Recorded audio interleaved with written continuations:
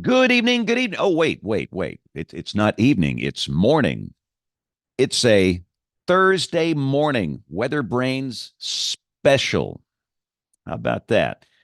This is WeatherBrains episode 936, the pre show, the magical time of the program where we do three things. We share boring personal stories, humorous anecdotes, and we say really, really outrageous things.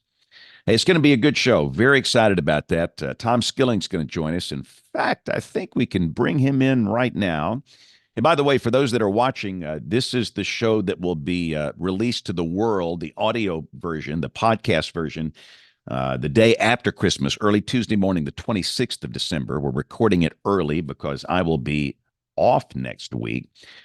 For those longtime viewers, I typically take 3 weeks a year, one in mid to late June, one around the 1st of August, and one at Christmas time. Hey, Tom, looking Hi, good. James. How are you? Hey, James, are you hearing me all right? yes, yes, Good. sir. I'm always afraid I'm going to screw this stuff up, so this is good. We've got a little here. Let me show you, James. This show's going to the dogs, Quiet. barking up the wrong tree. We quiet her down. She hears the unusual voice and she says, "Hey, there's something wrong here." James, how are you doing? You had a spell, and you've come back wonderfully. Are you all right? Yeah, it's strange. Tom, I don't miss work. I don't miss work. I don't get sick. I just don't get sick. And You I look was at work wonderful. about a month ago and Yeah, just had severe abdominal pain, which is very unusual. And I thought it was something simple and it would just go away. And that's how most people are. And you just work yeah. through it. And I did a talk to a large utility, a safety meeting, and came into work, and it didn't get any better. and, Wow. uh, I knew that at some point there's something wrong here. And finally, I was taken down to the hospital, the ER, and I was in surgery within probably 90 minutes. And it turned out to Wow. be what they called a closed loop bowel obstruction, which Wow. sounds nasty, Yeah, it does. but but apparently there was some type of scar tissue, and they really don't know what happened. They think it might be related to a colonoscopy, which is something we have to get when we get Sure. older, and Sure. they think that that might have had something to do with it. And but whatever, the whole thing was just blocked up and not in good shape. But they were able to do it laparoscopically. Got in there with a Isn't that little. amazing? You, It, you it's know, James, I had gastric bypass surgery. I was morbidly obese. And my father had had a stroke and he'd gone through all this, and I was on the same path. And so I investigated this and had it done. So it's funny because a couple weeks ago, I had done a hit on the morning show about my upcoming retirement. And leaving there, the station, I had this sharp stabbing pain. And same thing with you. I went down to Northwestern. My gastric bypass surgeon was there, and they did an MRI, and they had something they called a suture cluster or something, and they ended up doing an endoscopy and removing it. But same thing, James, sharp stabbing pains. yeah. And, they always warn you when they do these surgeries that some weird things can happen. I it's funny. Certain foods hit me in the wake of this thing really hard, but by and large, it's the best darn thing I've ever done. Ever done. Lost about 120 pounds and kept it off. And this is, going on 4 years since I had the thing. So when I heard you go through this, I thought, oh my God, you as you can relate. yeah, exactly. I'll tell you, so as we get older, boy, that lower abdominal area, we got to keep our eyes on that. Yeah, So yeah, we do. And again, I just don't miss work. I don't get sick, and it's such an anomaly. But at yeah, some point, as you get older, things happen, and exactly. so Exactly. we are all human, and it teaches you a little humility. I had to stay in the hospital for 3 days before they let me go, and Yeah.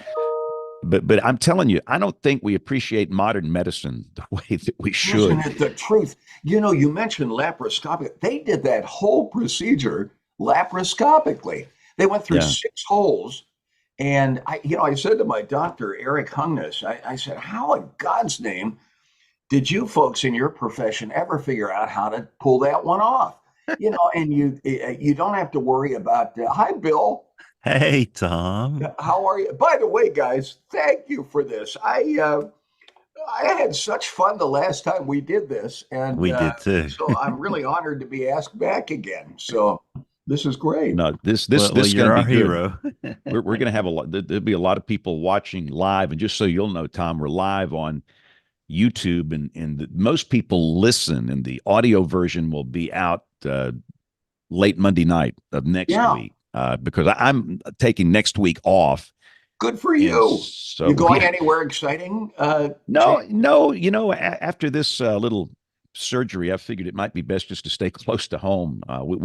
We have done things a couple of years before COVID. We went snow skiing, which is Oh, great fun out in yeah, Colorado. But considering this, they recommended you might want to just stay close to home this year. yeah. Well, I'll tell you something. So are you a downhill skier then? Uh, I am a rookie that's not especially good, but having said that, Yeah. for an old man, I'm in pretty good shape. I'm in Yeah, pretty you good shape. are. I I'll go tell to you, the whatever you're doing, keep doing it because you look wonderful. well. And I'll tell you, I and Bill, you do too. So You thank I'll you, tell you Tom, that something. you're sweet. no, It Tom is shows way you too must be nice having now. some fun in life, huh? With all this, it But you really know is. what's funny? I literally feel better now than I felt when I was 30 years old. I And agree. and here's the thing about it. And I thought I was physically dying about 6 or 7 years ago. I don't sleep. I sleep 3 hours a night. And Oh this is my, it's a hard business, and there's a lot of pressure. And yeah. I didn't exercise. I didn't eat well, and none of that is good for you. And there's a gym right across the street from the TV station. Uh-huh. And our son trained there when he played high school baseball. And I just thought it was for athletes, but I found out they had a section for regular people. And I started to go down there. And at first, it was brutal, but I have been doing it for 7 years, and I'm doing Wow. burpees, box jumps, wall balls, sprints. I don't have the upper body strength of the younger people, but my No, legs work I don't either. good. They work good. I Well, you was look doing wonderful. two You hundred look, pound back squats before. I've had to slow down a little because of this, but and I think, Tom, when you're in good physical shape, it helps with your cognition ability. it does. And when we're out there in that green wall, and this, when you've got tornadoes flying, you better be sharp. And if you call out a wrong location, if you make a big mistake, that's dangerous. It And the is. minute that I lose that edge, it's time for me to go. Yeah. But as long as I have that good, sharp mental ability, the ability to process multiple things and multitask during high end weather events, I'm just getting started. So, Well, uh, you know what, James? Don't you think doing that, it's like brain exercises, and I think it keeps us sharper. The more I'm pulling down all the model stuff here and climate stuff, and we use our minds on that, and I think that keeps the juices flowing up there. And I, I I think there's something to this notion that you can do exercises mentally with your brain and stave off, the loss of cognition and so forth that goes with aging sometimes. I hope so. That's that's for sure. yeah, Uh, I will tell you, I've seen many people my age, and they don't do anything. They don't do anything physically, mentally, and they just look horrible. And they've lost a lot of that cognition. And I don't want to be like that. And of course, no, at some point, there are things you cannot help. But I think, uh, being active, the physical exercise part of this, staying busy, right? You exercise your brain, and and it pays off in the long run. And I absolutely agree. Well, case in point, Jimmy Carter. Look at Jimmy Carter. I mean, my God. Remember, he had that spell, that brain, whatever it was, and he was written off years ago. My God, he lived beyond that. I watched the funeral and on C-SPAN, and it was so moving. But he was on our noon show. He sat in my chair, and I shook his hand, years ago, and I'll tell you something. He was something. He is something else. Hmm. I don't know what condition he's in now. He was sitting at the funeral, and my God, what is he? 99 now or something? Right. But I'll tell you something. There's a guy who, of all of our presidents, what he did in the years after his presidency is just, habitat for humanity and all the rest. Yeah, getting rid of the And guinea worm. That was his big deal, I know, eradicating the guinea worm. yeah, I know the guinea worm, yeah. And I'm telling you something. It all goes to show. I think he's a perfect example of what you were saying, James. If you stay active and you keep the brain going, it's amazing. I think it feeds on itself. And And another thing, I think in his case, when I was young, I was very selfish, and I think most people struggle with that, and I still do. But as you get older, you realize that if you really put others before yourself, have a servant's heart, life gets really good. And I think President Carter kind of went down that path, and instead of uh, focusing on him, which so many politicians do, he just was yeah, trying to help other people in a very, very tangible way. And I so think true. that can extend life, giving back. And so it's just all part of this whole plan. So, but anyway, Uh, Tom, thanks for being here. We're going to start the recorder here yeah. for the audio show here in a couple of minutes. And, All right. um, again, being a morning show, Bill, I'm not so sure who else is if it's just the three of us, it's going to be good. I mean, but, I think Dr. Neil Jacobs sent in a pic, so maybe he'll be here. yeah, I don't know if you know Neil Jacobs, Tom. He was the acting administrator of NOAA for several Yes. years. Yes. Neil should be here. He's one of our regulars, and Awesome. some probably cannot make it because we're doing this during a different time of the day.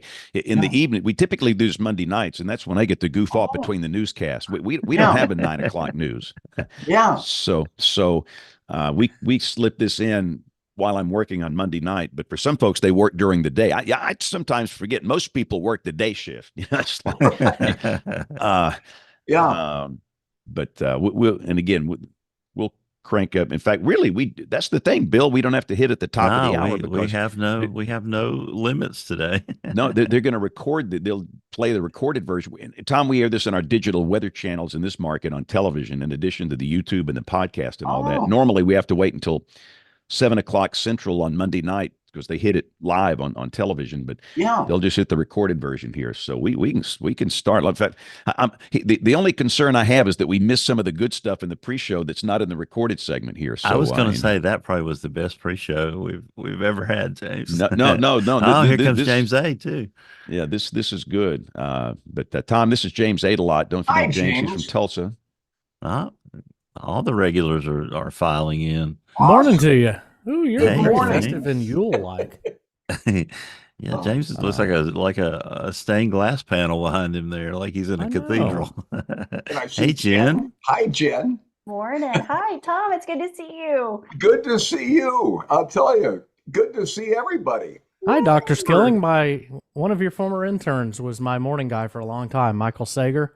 Oh, Michael, I'll Yeah. tell you, what a delight. You know something? I'll tell you, those young people, they did away with our internship program with COVID, and we haven't brought it back yet. And I miss that because it's fun to follow these young people and their careers. And how cool is that? Michael was awesome. He And is great. isn't it fun to follow young people as they move through our career? I was honored. NIU has offered me an honorary doctorate, and apparently the way they did this is they went through our former interns, and we had a lot of NIU interns. And of course, NIU, my God, has populated our field with some amazing synopticians, forecasters, and researchers and all. So that was a lot of fun. But I'll tell you, these young people, it's so fun to follow their careers and watch them move through this profession, which is so interesting. A Yeah, lot of I want to people talk about the complaining. interns once we get started here. So let's start the record. We're missing the good stuff for the audio show here. No, this has been the best pre-show we've ever done. Let me get the recorders going here, and we'll get this thing started. Troy, I see you're here. Hi, Troy. Man. Good morning, Tom. Good morning. All right, here we go in 5, 4, 3, 2, 1. Join the American Meteorological Society by becoming a member of the band. The AMS Weather Band is a global community of weather enthusiasts dedicated to learning and sharing their love of science. Visit amsweatherband.org to learn more and join the band today. WeatherBrains, the weekly show all about weather. This is episode 936. Wow. This is for Monday night, December 25th. Christmas night, Ho, 2023. ho, ho. Yes, but the truth is, and most people I think know this, we're actually recording the show on Thursday, December 21st, and it's a Thursday morning special. And this is going to be a really, really good show, but this is the last one for 2023. I'm taking a little bit of time off for the final week here, so it's great to have you here. Many folks are watching this one live on YouTube. And quickly, we'll go through the regular panels. We'll bring in our special guest, Troy Kimmel, down in Austin, Texas, where it's finally under 100 degrees here at Christmas. Yeah. Temperature's finally, and we're getting rain, which is this morning, at least on the 21st day of December. And we're expecting rain around here, James and everybody. And Tom, good to see you. Good to see you, Troy. Yeah, just I expect rain through Christmas on and off. And you know what? I'll live with that. We need the rainfall here with the drought being basically severe to exceptional. In this There you go. So we'll There take you it. go. So rain for Christmas. In fact, where we are down here in the Deep South, we should have a fairly good soaker on Christmas Day. So we're looking forward to that. Jen Naramore, you're up in the frozen tundra where you've sent us some cold air. How you doing? I'm doing great. Yeah, it's a balmy 36 right now. And we have rain in the forecast too on Christmas Day. So I think a lot of folks are getting it with this big system coming on in. So yeah, but no, doing great this morning. Taking a break from radio. I'll have a lot to do this afternoon, but it's just so great to see you, Tom. It's great to see you today. Jen, good to see you. It's a pleasure to be here and to see everybody. We did this once before, and I had such fun. How often is it that you have a chance to sit down and talk with colleagues, especially the amazing group that's assembled here?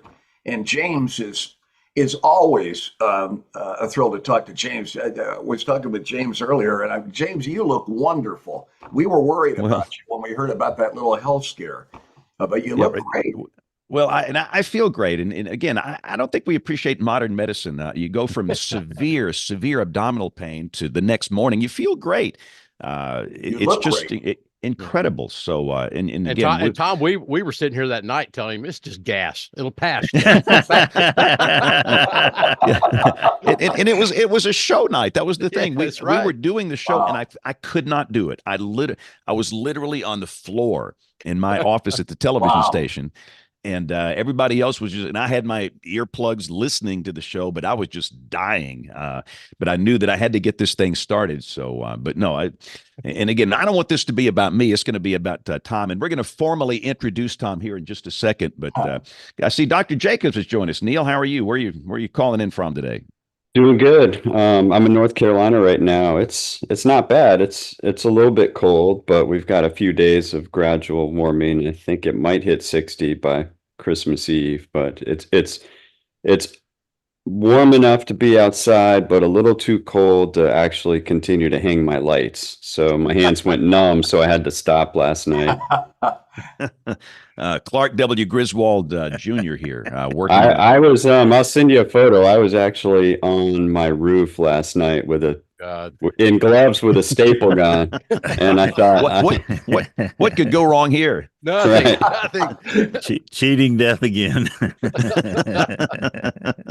Neil, it's a pleasure to meet you, even by way of video link up here. I've so admired your work over the years. I appreciate that. Thank you. I was talking to a friend of yours, Louis Uccellini, a week and a half ago, and so I know you two work very, very closely together, and I love Louis. Louis was finishing his doctorate when I was up at the University of Wisconsin, And what a incredible director of the National Weather Service Louis was. He's amazing. Now he's a professor at University of Maryland, I guess, teaching there. He is. He is. It was an amazing experience to have a chance to work with him. I cited a couple of his papers in my dissertation. I remember we were sitting there one day and he's just like, "This is so weird. Like, I can't believe I have to report to you." You know, it's interesting. We did a retirement piece with Louis, and he joined us at WGN, and the two of us drove up to Madison, and we were talking on the way. You know, what an amazing career he's had. And we were talking about the Space Shuttle Challenger disaster. He was at Goddard the day that happened. And he said, you know, they had been in a conference room working on a project. And somebody walked in ashen faced and said, "My God, the Challenger is just blown up." And he said they all raced down to a conference room where it was on live television. And he said, "I looked at that smoke configuration." He said, "My God, it looks like they've launched into a wind shear situation," which was something that he later confirmed. But boy, that was an interesting conversation. He's a remarkable scientist, no question about it. All right. I see that we got James Adelot from Tulsa, Oklahoma. James, thanks for getting up early. How are you? I'm doing well. I'm doing coffee right now. I got my email scheduling my comp exams for next semester, so I'm having a little bit of pre-PTSD. That's a concept. It happens. And also, Dr. Kim Cloco-McLean is with us. Kim, how you doing?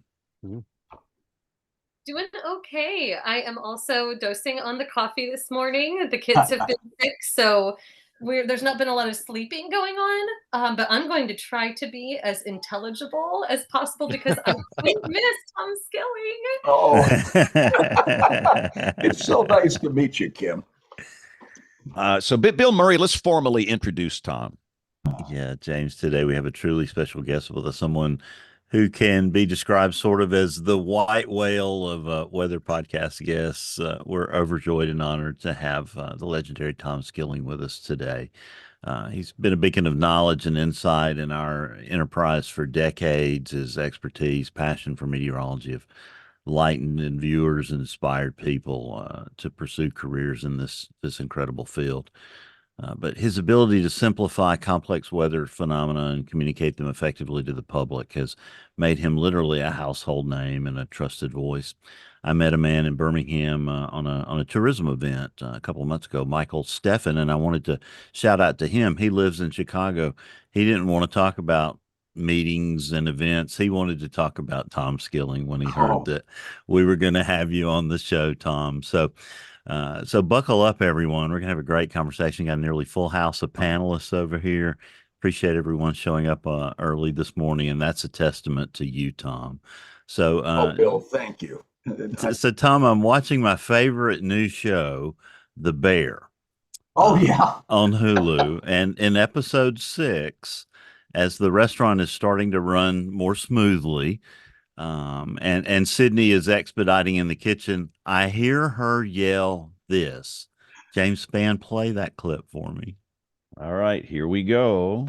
Can I get 2 more chicken and peppers, please, with greens? That's 4 all day. Can I have 4 all day, please? 4 all day, chef. Thank you, chefs. Yo, there's VIP on 21. It's Tom Skilling. So can I get a dessert drop, please? Yo, Marcus, hear me? You know, I heard about that, and I'll tell you something. I'm working I don't see the show. And people came in and said, you know, you were mentioned last night on the Bear. And I thought, oh, my word. You know, you get so busy in these little windowless weather offices doing your stuff, you don't think about the fact that the image actually goes out to other people. You guys are in the media, must be the same way. I'm always amazed that people come up to us and say, oh, we watch you and all the rest. It's still like magic to me, having done this over a half a century. But that's interesting, Bill. I hadn't expected that. Well, I thought that just really spoke to the importance you have in Chicago, because obviously the producers of that show have spent a lot of effort to bring out that authentic Chicago. And I thought there's no better icon of the city than you, and I had to record that and play it, and just it meant the world to me because I don't. When did you start, Tom? Well, because I didn't get cable until 1982. Well, I started when I was 14. And I'll tell you how I've been interested in the weather my whole life. I mean, I used to have paper routes, and I'd go through the Belford instrument catalog and used to dream of the equipment I was going to buy, none of which I could afford, therefore I couldn't buy it. But I did get a sling psychrometer, an aneroid barometer, and a min-max thermometer. That's about what my paper route could afford, but allowed me to afford. But I grew up. I was born in Pittsburgh, Pennsylvania. I only lived there 2 years, and then we moved out to New Jersey. And my dad did the commute into New York every day. He was a mechanical engineer by trade, sold huge industrial valves to power plants and water treatment facilities. And I used to get the Superintendent of Documents daily weather map out of Washington, D.C., out there in New Jersey. And I can still remember saving up $9 for the airmail delivery of the weather map. And, when you were young in those days, back in the 1960s, you had no internet. I get the New York Times that had a 1 p.m. surface map from the day before from my teachers. And then I had papers I delivered the New York Evening News, and that had the 1 a.m. surface map. And that and everything I could get a hold of in the newspaper was my source of weather information. And the daily weather map gave you a 500 millibar chart. I used to look at the forecast maps and I thought, how do they know that wave is going to develop on that frontal system? Because it's not there now. And I figured, well, it must have something to do with the upper air. So when we moved out to Aurora, Illinois, the daily weather map that arrived the next day from Washington when I was in New Jersey arrived 4 days later, which rendered the information so old you couldn't follow real-time weather. So I wrote a little radio station out in Aurora thinking they could do anything. And I said, can you get me some current weather maps? And I had the audacity to suggest to them that if they could do that, I'll do a weather forecast for Aurora that's better than the one they're getting out of Chicago. And I look back at that and I think, boy, were you an arrogant little one?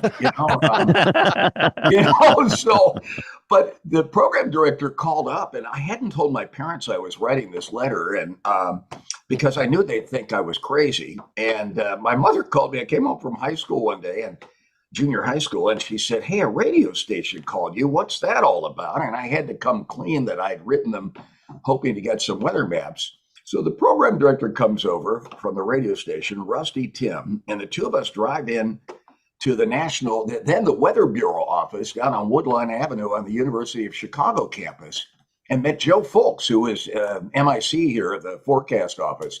At that time, the Woodlawn Avenue office on the University of Chicago campus did the forecast for Indiana, Wisconsin, Illinois, and I believe Iowa too. And I used to get on the train. Most kids my age would go into the ball game. I went into the Weather Bureau office down on Woodlawn Avenue, and they had the radar right in the city. It was inside of the Museum of Science and Industry, and I just loved that. I mean, I was like a kid in a candy store. So at 14, I started little radio, and that's how I got into the media end of things. I knew I was going into meteorology. I didn't know it would be media. And it grew from there. A little TV station went on the air. I started doing the weather there. I wrote them and started that before I went off to college at the University of Wisconsin. And that was an exciting time to go up to Wisconsin. I mean, Werner Sumi was putting, his dream of floating platforms regularly spaced around the planet so we could see every storm from birth to death was coming into reality. And I remember as a student sitting there and watching landfalling hurricanes and mesoscale convective complexes blowing up in real time. I'm in the classroom, and all I could think was I was doing weekend TV weather up in Madison. Boy, if we could just bring this to television, and show folks what we were seeing on the satellites. And of course, what they continue to do at the University of Wisconsin, the SIMS folks up there, the Cooperative Institute for Meteorological Satellite Studies that are cited by the National Hurricane Center and tropical forecast facilities around the world, given the satellite products they produce. It's just amazing. They revolutionized our profession with the satellite remote sensing and all of it. that's done. We finally have had a window into the 70% of the planet that's water and therefore poorly observed. And it's been really a joy to watch what's gone on up at Madison over the years and how it's impacted our profession. It's just stunning. But I went to work up at Madison, and then I worked a year in Jacksonville, Florida. I flew with the Navy hurricane hunters, who at the time were going out of the Jacksonville Naval Air Station. I went into my first hurricane, and the Navy went in at 500 feet. We hit a storm off Cape Hatteras, stayed with it for 12 hours, left it as it was going extratropical up off Maine, and then came back and hit some Gulf Stream thunderstorms that were far worse than anything we experienced in the hurricane. But at 500 feet, they looked down on we could look down on the ocean state and see what was going on down there. That was amazing. And they disestablished the Navy hurricane hunters that year. But I had a chance to do one mission with them, and that was exciting. I've since gone out a couple of times out of Keesler, Biloxi, with the Air Force folks, and so that was,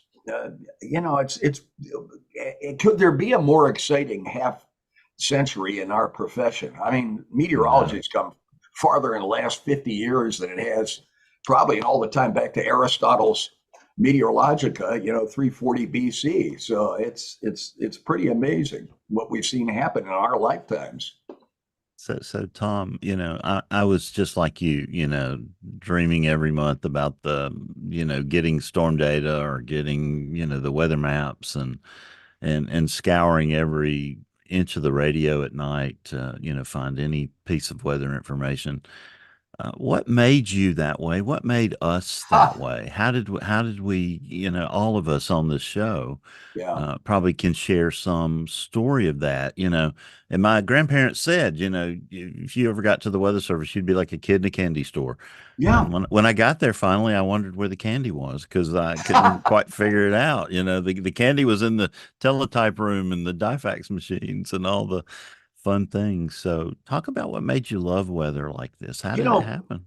Bill, I don't know. And it was a mystery to my parents. They couldn't figure out what they had done wrong. To get a kid we had nobody in meteorology in the family. I had a psychic tell me one time that I'd been a ship captain in an earlier life. And I don't know whether I buy into that stuff, but it's as good an explanation as I can give you because I have no explanation for it, but it's dominated my life, and my work has been my life. And what an exciting era in meteorology. I tell the young people that have interned with me over the years, what's going on in our profession is just stunning. It's just in the modeling that's done.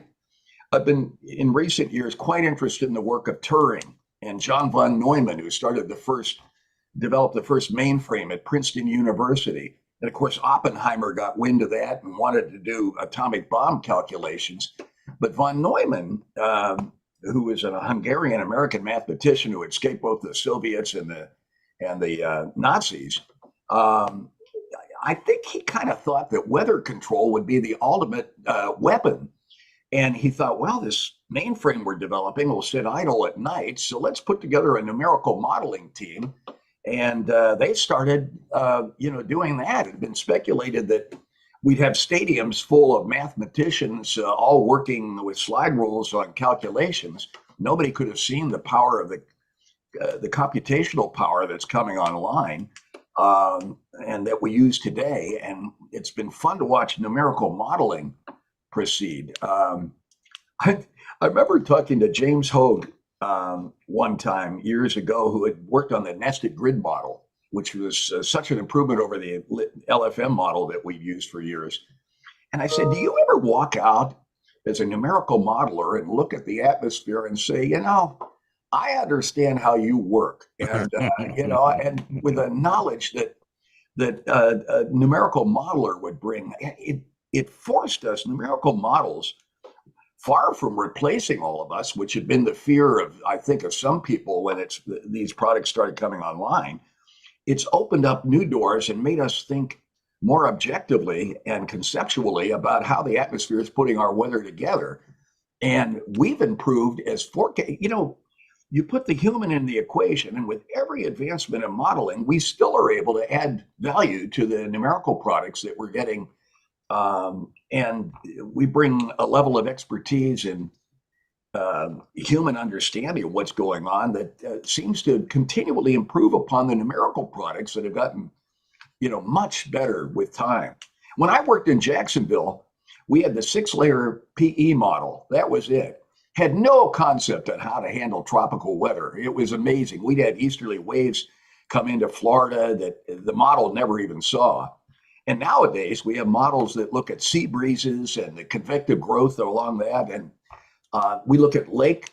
I mean, the way it handles the lake breezes off Lake Michigan is, to me, absolutely miraculous. It's stunning. The folks who have done the work on this and continue to. So quite interesting. And Tom, we have the czar of numerical weather prediction on the show here, Dr. Jacobs. So exactly. Dr. Jacobs, I called Louis after this article appeared on artificial intelligence, apparently this Google program they're running. And, a lot of the reporting on that made it, somebody wrote me and said, well, good thing you're retiring because you're about ready to be put out of business by AI. And I thought, nonsense. This is crazy. AI is exciting what it will do, and heaven only knows how the humans will interact with it and improve upon the products we get from that. But I called Louis and I said, Louis, the interesting thing to me is the reporting on this AI. Apparently, they can run some kind of program on a laptop computer, and they were claiming incredible skill scores on it and all the rest. And I called Louis and I said, Louis, did anybody call you as somebody who actually worked with numerical modelers and improving our models to ask you what your thoughts were on AI? And it seems to me they're overplaying the capability of this AI system, and they don't quite understand that what they seem to be saying in some of these articles is that the investment in supercomputers and the modeling that's been done up to this point, which has revolutionized what we do, was all going to be left in the dirt by this AI development. And I thought, whoever's writing these articles ought to call on the people like you, Neil. They should be talking to you and saying, how does somebody who actually has been intimately involved with numerical modeling, what's your reaction to AI and this development of this Google program that apparently the European Center is running with a little bit and doing some work with, and I'm sure the Weather Service is as well. And Louis said, he said, I think they cherry picked some of the data out of that. That was his initial impression on the verification of this. But boy, that's going to be an interesting area, this whole area of artificial intelligence and how this impacts numerical modeling. They did call me, but I threw shade on their plans, so they never called me back. What people don't understand is there's never a way to replace physics-based models because the AI was trained on those models. Yeah. And so they need the output from those models to train the AI on. I always tell people, like, these AI systems, they're not predicting the weather. They're predicting what the models that they were trained on would say about the weather. And 4 decades of it, right? Only 4 decades. Right, exactly. And so if you train the system on like the European reanalysis, which was not the greatest reanalysis if you go back 20 years or 30 years, you would keep having to retrain it in the future because the reanalysis in the future is going to be better than the one in the current state. Sure. And that reanalysis uses physics-based models to create itself. So there's no way around it. See that, Neil, that input is essential. And I would encourage any journalist who's writing on this subject to talk to people like you. Google has a vested interest in selling the results in a positive way of what they're doing. But on the other hand, it's not the whole story. And it simplifies a very, very complex development that's going to be important as we continue into the future and modeling continues to progress. It will be, and there is some appeal to it from my perspective, because if all it can do is replicate what the current models say, at least you could replicate the forecast on a processor that you would use in your smartphone. So maybe you don't need to spend hundreds of millions of dollars on a supercomputer to do the operational forecast, but you still need to do that retrospective reanalysis. But you don't need that done every hour. You can do it kind of in the background. So it saves on compute. But to your earlier point about modeling back in the day, I'll never forget. I learned on punch cards, and this was after punch cards were obsolete. But the first Fortran class I had, the professor made us write this algorithm on a punch card. And I Jeez. was like, why are we doing this? And he goes, because I want you to appreciate how fast the IBM 286 is. Hey, Yeah. Neil, quick question along those lines. Is that analogous, this relearning, is that analogous to back in the day when we used to freeze models to keep the MOS output accurate? Because you'd move. Yeah, I mean, AI is just it's kind of the same logic as MOS. You're just adjusting things based on historical trends. The other thing that makes me nervous about AI is when you train it over a long period of time, it tends to tune itself towards the mean. And it's the outlier events that are the ones that give everyone heartburn. Right. That's where the humans come in. Right. Yeah. Yeah. So Tom, 1967, huge snowstorm in Chicago. No Yes. stranger to big snowstorms. And then 2011, it's extremely well forecast, great model, output. It's getting better every day. Talk about that continuum of change that you saw through your career. And I think James A. has a question about production in that process too. Oh, it's been stunning. I mean, it's been an absolute, nothing short of a revolution. And that we're down to mesoscale events. It's really interesting. I remember when they were working on caps, and there was the belief that we could get down to a storm level prediction. And then over time, they thought, well, maybe we ought to ensemble that. We had to average these forecasts because these high resolution convective allowing short-term models sometimes from run to run vary quite a bit. And the best way to approach that is probably to ensemble average across a series of runs and see what the trend is that's being suggested. But I'll tell you, the level of resolution that we get now off these models, as I say, we handle a lake breeze off Lake Michigan, and it's being done quite well.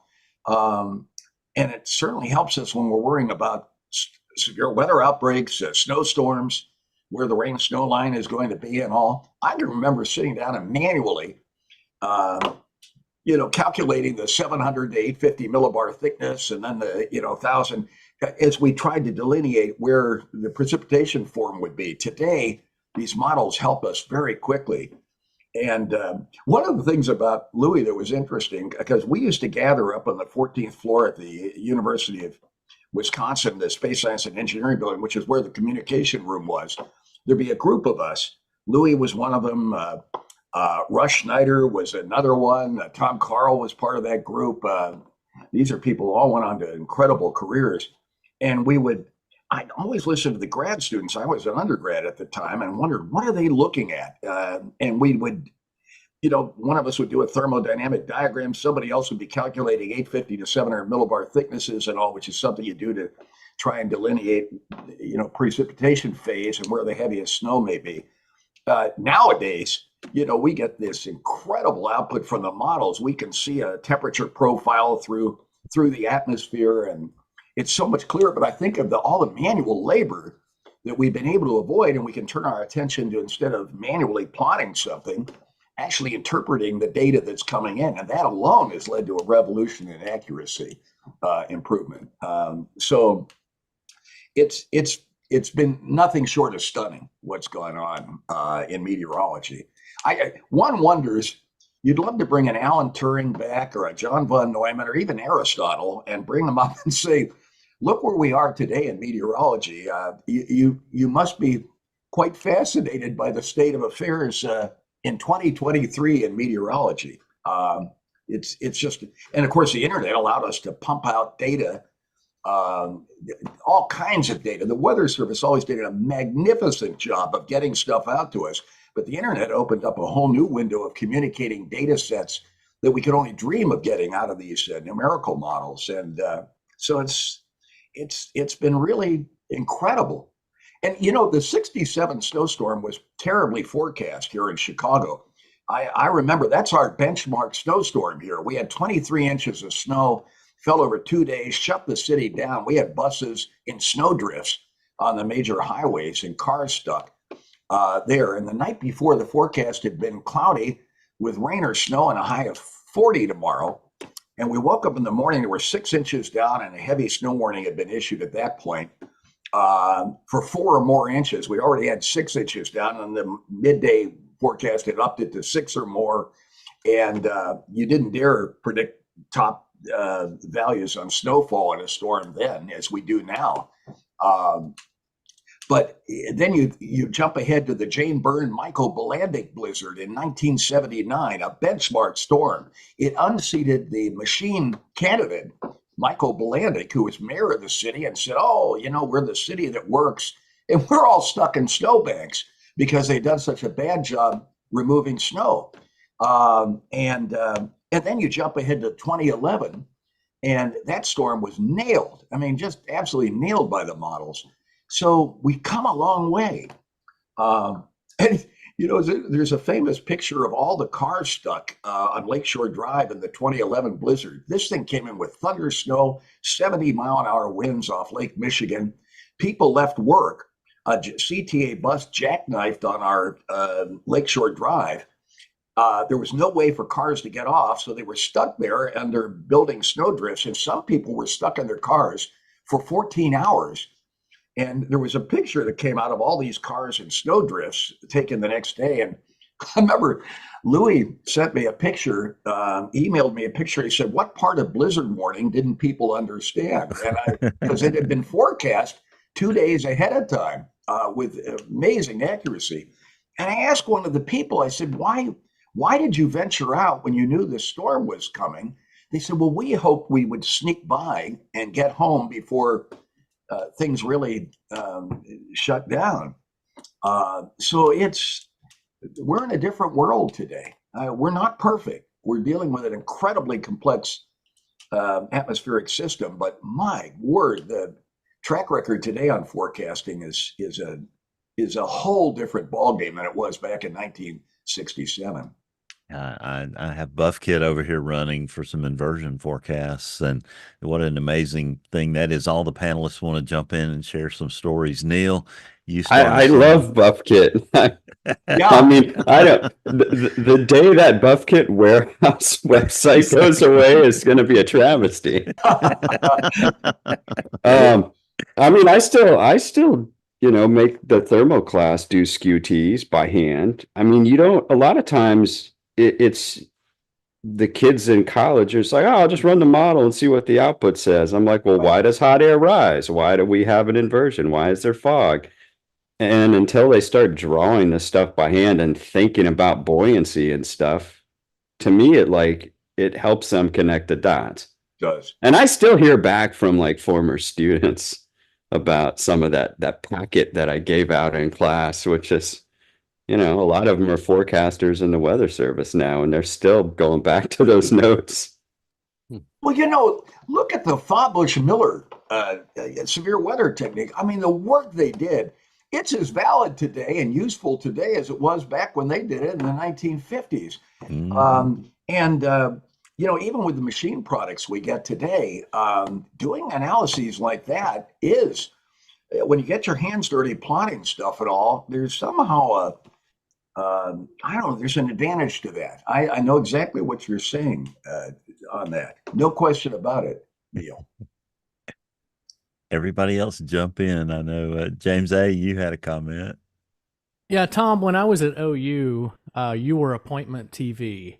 And because I was interning at a TV station in Tulsa over on the hill at KTUL, and we had the Triton, the Kavoris Triton X with fancy RAM animation.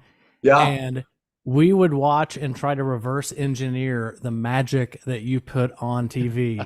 And what was your work like? Because it's not like you could click on something in Contour. No. You had to draw all those blobs and move them with in-betweening and all that stuff.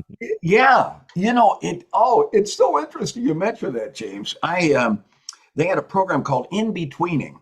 Yep. And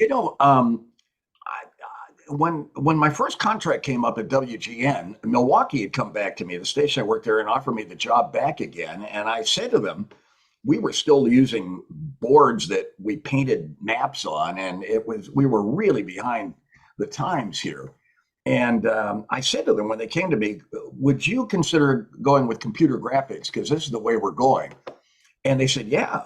So my management came back to me at WGN, and I said, look, I know this sounds crazy to go from Chicago to Milwaukee, but they're talking about they'll put in a computer graphics system. And a lot of the people at Cavoris came out of the University of Wisconsin system. So I knew that whatever developed from that graphics system was going to be state of the art with people who had worked with satellite imagery and satellite speed transmission of data. And indeed it was.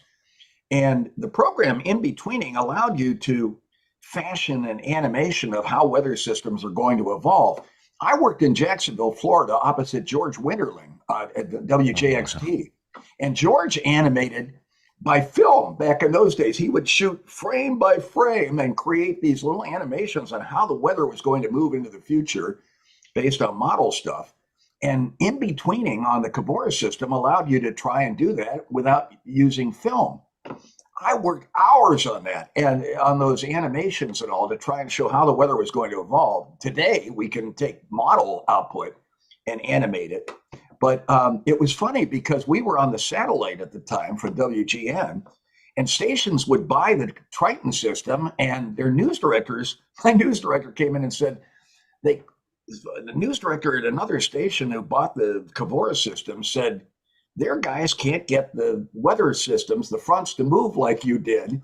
And I said, well, that's because they didn't spend 8 hours putting the thing together. It was horribly time consuming.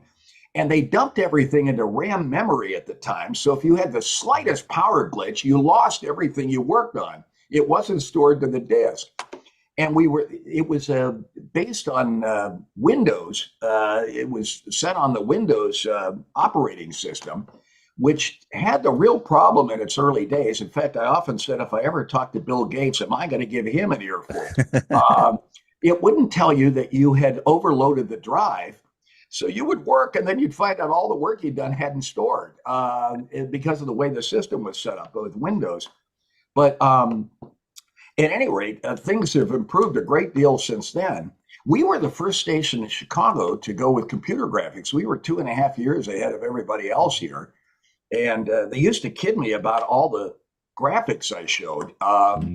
And, another thing, too, I remember when in our gatherings at the University of Wisconsin, Louis would always talk about jet streaks. We called them jet cores back in those days. And so I started putting those on because I find them invaluable, showing you can look at vorticity progs and all the rest, but looking at where the jet streaks are going tells you gives you a world of insight into the vertical motions that this is going to induce. So I put that on my shows. I'd show the wind bands, the jet streaks within the jet stream and how they were going to move.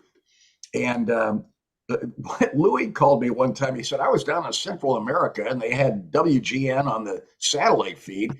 And I said to whoever I was traveling with, look, he's got jet cores on TV. And it was a running joke because I'd get together and have dinner with John Coleman, who did the weather here and started the Weather Channel. And he always kidded me because I'd always walk in with maps and talked about the jet streaks and where they were and how he says, you and your jet cores. And I said, don't you look at that? And he said, no. And when Louis took over, I noticed that on the QPF discussions and a lot of the National Meteorological Center then, this is pre-NSIP, they would mention that, there was, we're going to be in the left front exit region of a jet streak, and therefore we're going to have synoptic scale lift. And this was underpinning their forecast of heavy rain in a particular area, heavy precipitation. So it's it's funny how the evolution of that understanding affected the way I do the weather shows. And the consultants have scared the living hell out of them. They said, you mentioned jet streams and dew points. Nobody knows what that means. And I said, well, how are they going to understand it? I said, we're not doing brain surgery here. When you show the jet stream, you show where the weather is coming from. That's not hard to understand. And I never had a viewer say, I don't understand, what you're talking about. If you explain why you're showing them this and what the insight it gives you into the developing weather pattern, most viewers are very appreciative of that and very interested in that. And now, since the advent of the Weather Channel and in-depth looks at weather, you don't hear that anymore. People aren't saying dew points shouldn't be discussed or jet streams.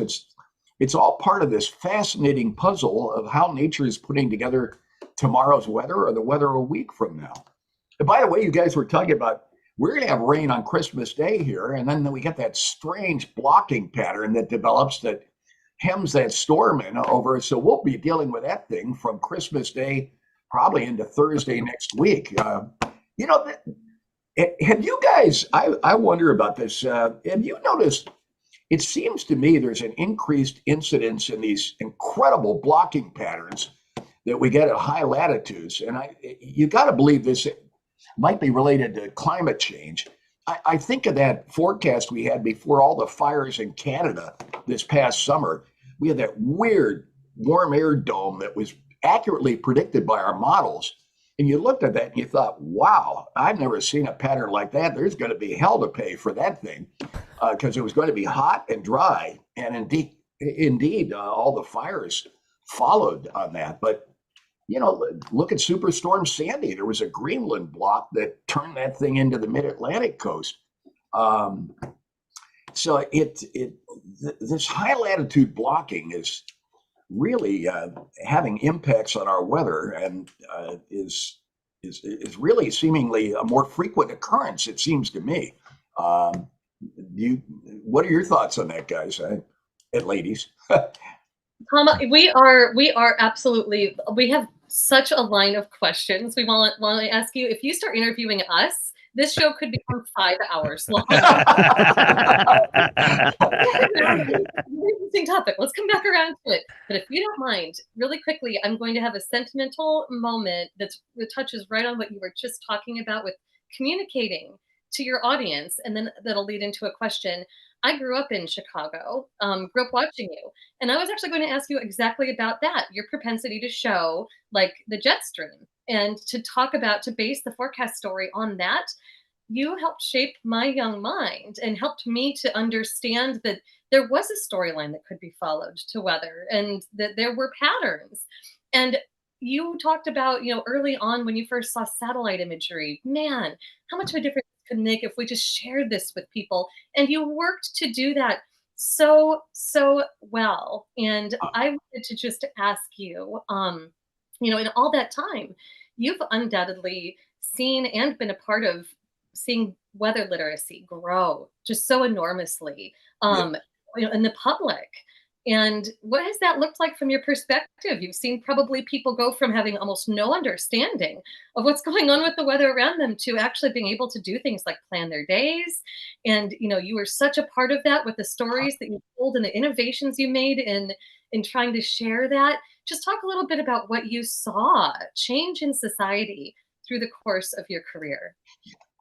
Well, thank you. That means a lot, especially coming from a colleague. It happened by accident. It wasn't a pre-planned thing. As I said, I can remember sitting across the table from news consultants, and I scared the living hell out of them. I mean, where are you going? You're going off and trying to do some PhD thesis on meteorology on the air, and nobody's getting it. And the viewers, they would say that, and the viewers would write, yeah, we are getting it. We're not as dumb as they think we are.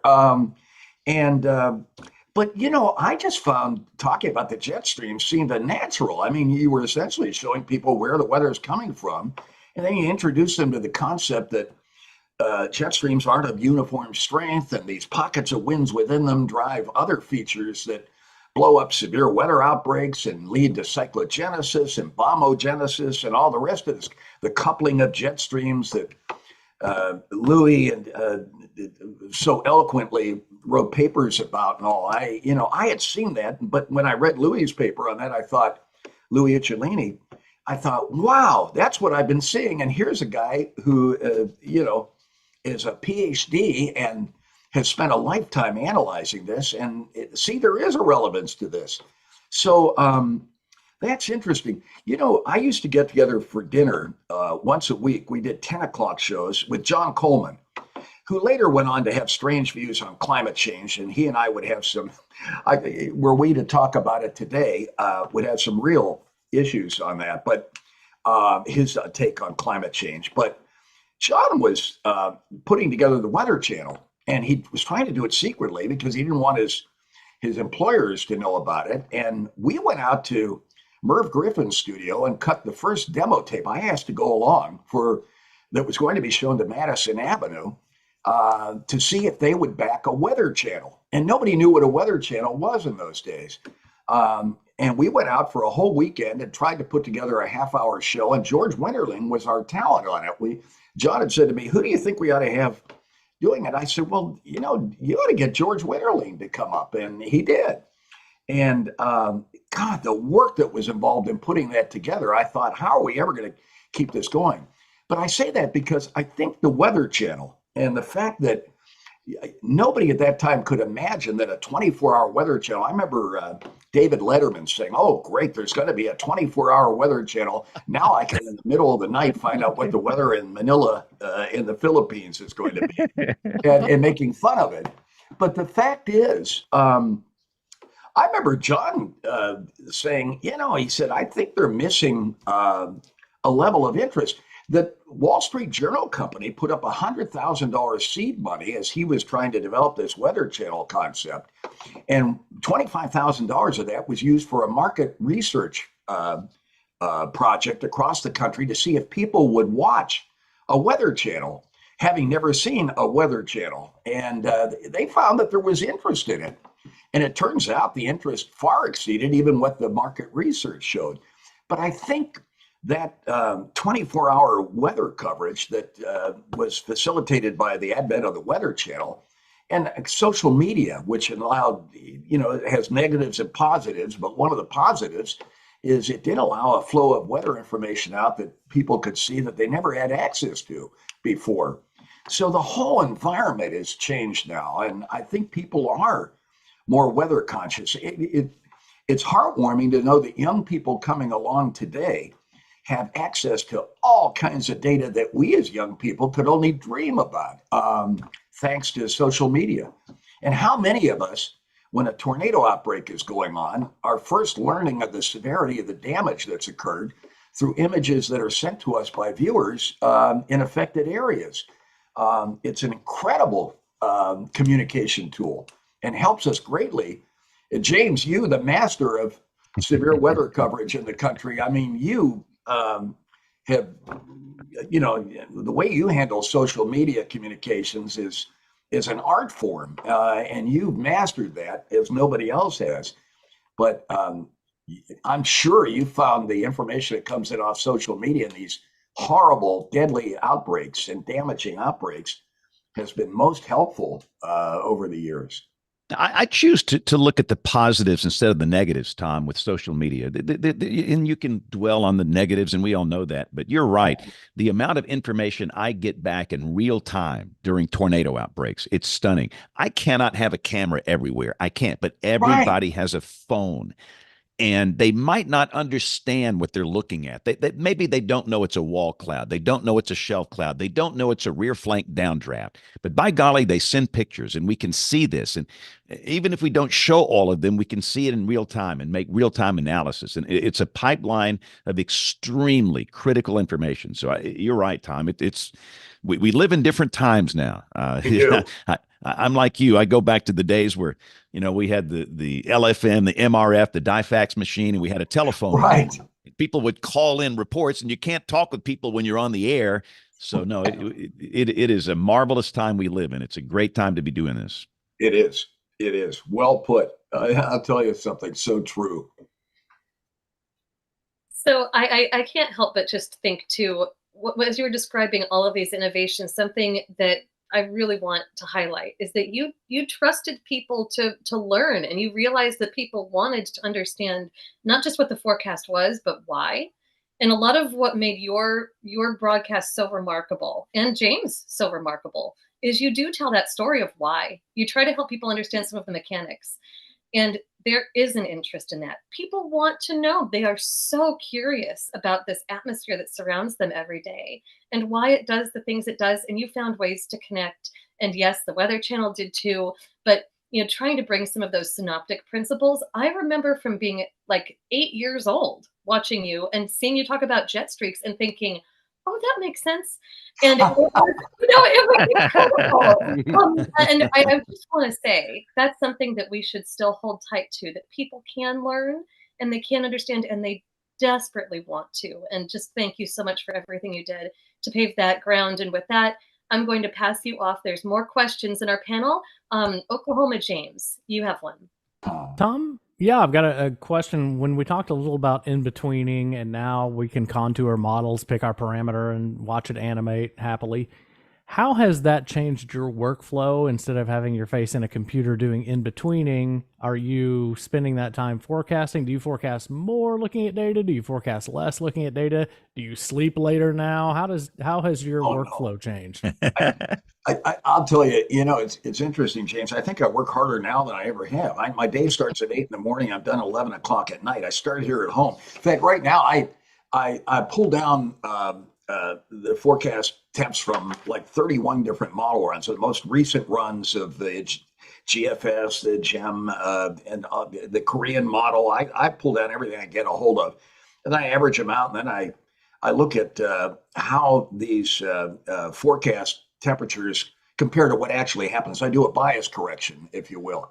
So I spend a lot of time with that, and I have 4 different databases I debrief every day to pull down the information, and then I go through viewer pictures and all. I know James would know more about this than I do. I spend hours sorting through pictures that come in, and it's just amazing to me the quality of these. But no,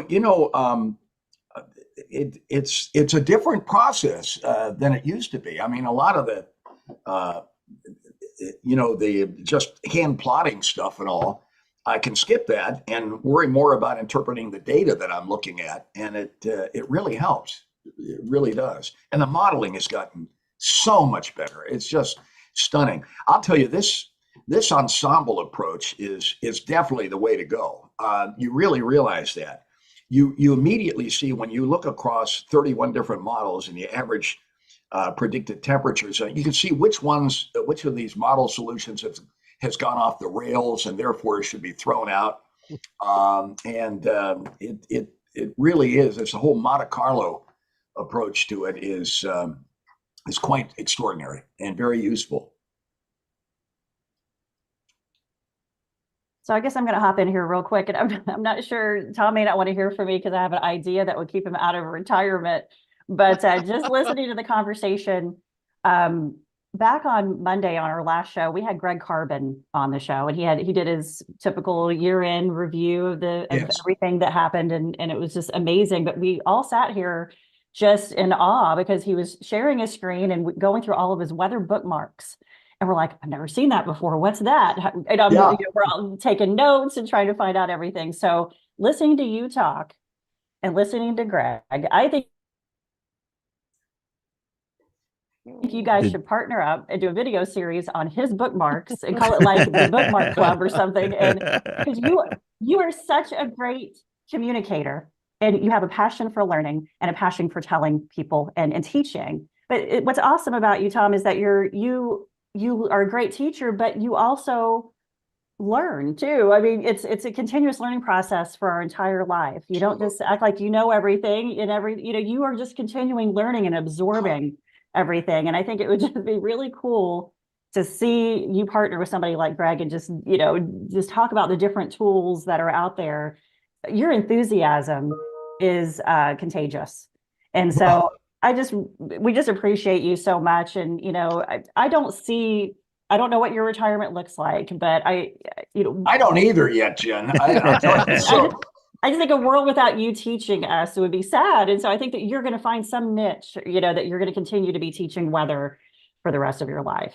Jen, it's funny. I had 3.5 years to run on my contract. And I'll tell you what did me in is fighting the traffic to get over it is just insane getting into work. I love my work and also the deadlines. There are things I want to do.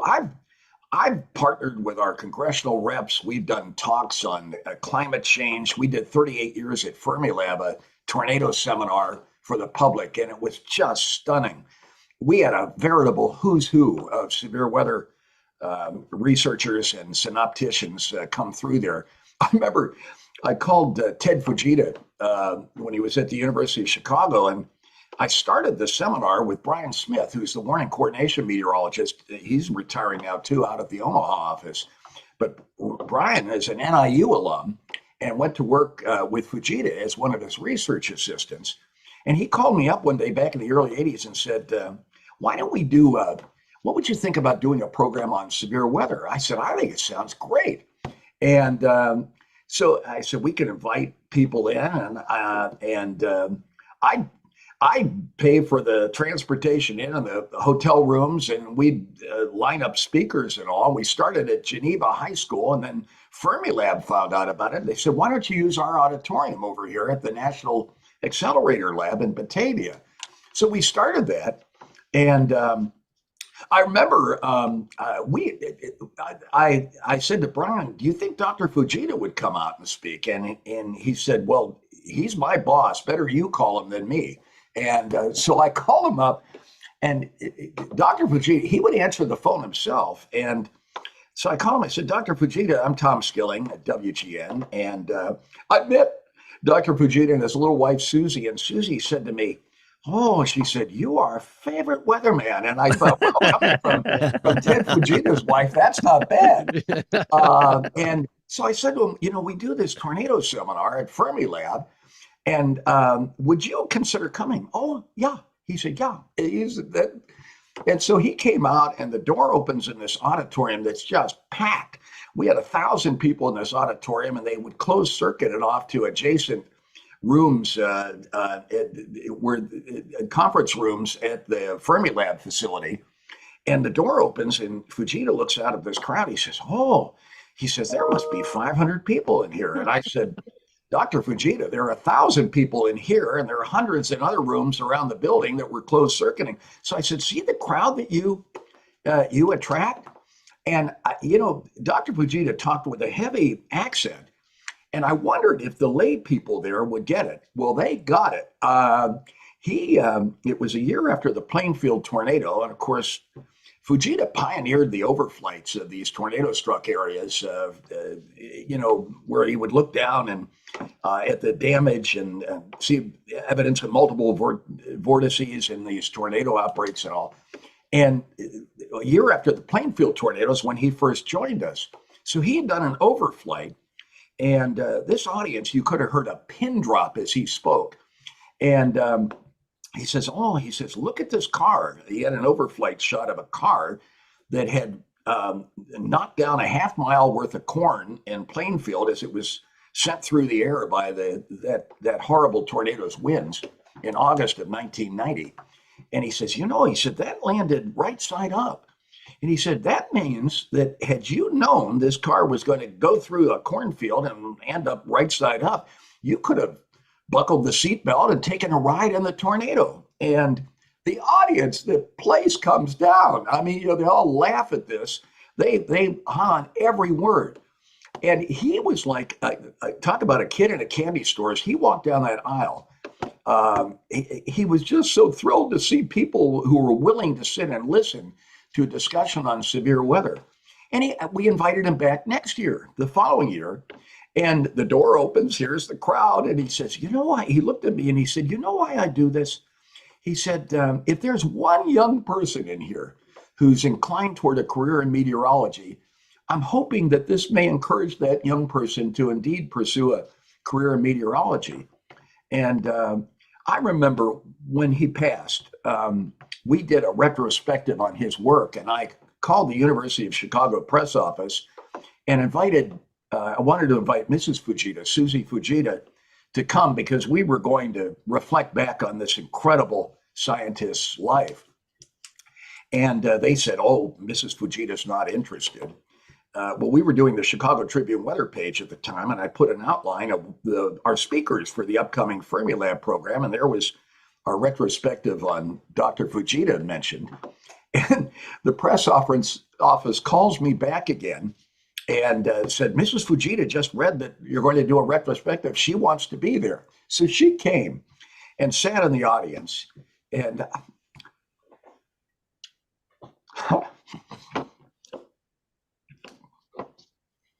forgive me. No, thank you. I don't Tom. think there was a dry eye in the place. There won't be here either. She was so proud that her husband was being honored in this way. And do you know it's the one time in 38 years of doing that program, we had a hailstorm and a severe thunderstorm go over Fermilab the day of the seminar. And they had a camera. We were in this darkened auditorium, but they could put up a picture of the camera looking outside Fermilab with hail coming down and all. And we always figured it was Ted Fujita looking down from above who had called the storm in on me on this seminar. But he's among the many remarkable scientists I've had the privilege of working with who, changed the face of our understanding of meteorology. He had the little tornado machine down in his office, and he would create these tornadoes and go over these Lionel train type buildings and he would photograph them and then look at them in slow motion and see how these model buildings came apart in the storm. And I remember in discussing the possible effects of urban heat on tornadoes, he would create one of these beautiful symmetric tornadoes in his little machine. Then he would turn on these red hot coils through it. And with the addition of heat, you could watch the circulation of this tornado vortex break up in his little laboratory simulation. And he said, I've often believed that the cities don't prevent tornadoes, but he said, I think the right tornado might go down in an F level, intensity level, because of the heat it encounters and the disruption in the flow pattern in the storm that was created. So, and he used to talk about, he was one of the 5 young scientists called in after Hiroshima to figure out what in the world had happened there. And he talked about his experience of walking through the bomb site there and around the periphery of Hiroshima, which had been leveled by the atomic bomb. He found twisted debris. And he said that he also, graves were marked by bamboo shoots in Japanese cemeteries.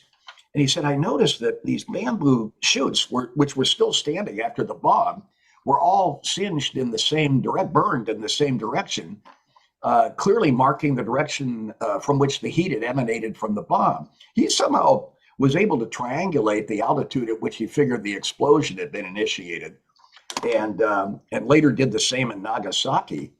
And it was a paper he did on thunderstorms over Mount Fuji that he had submitted to the University of Chicago that was the basis of an invitation of him to come here and begin his severe weather research, which of course is now historic and legendary. And he talked about how lonely he was. He said, I didn't speak good English well. And he said, there weren't any Japanese on campus. So he said, I was all by myself. And he said, it was a lonely time in his life. But boy, he certainly did pour all of his effort into his life, into his work. And aren't we the better for it? And that's so true of so many of these amazing researchers who have extended our view of how our atmosphere works. It's just amazing. Tom, you mentioned your time in Milwaukee. Yes. Talk about Albert the alley cat for a moment. God. And then tell us about George Winterling. We never got to have him on the show, and I've always been sad about that because he was amazing, and I just didn't get around to getting him on here before he left the earth. So talk about those two characters. George Winterling was a phenomenon. He was a force of nature in Jacksonville. He owned the weather market.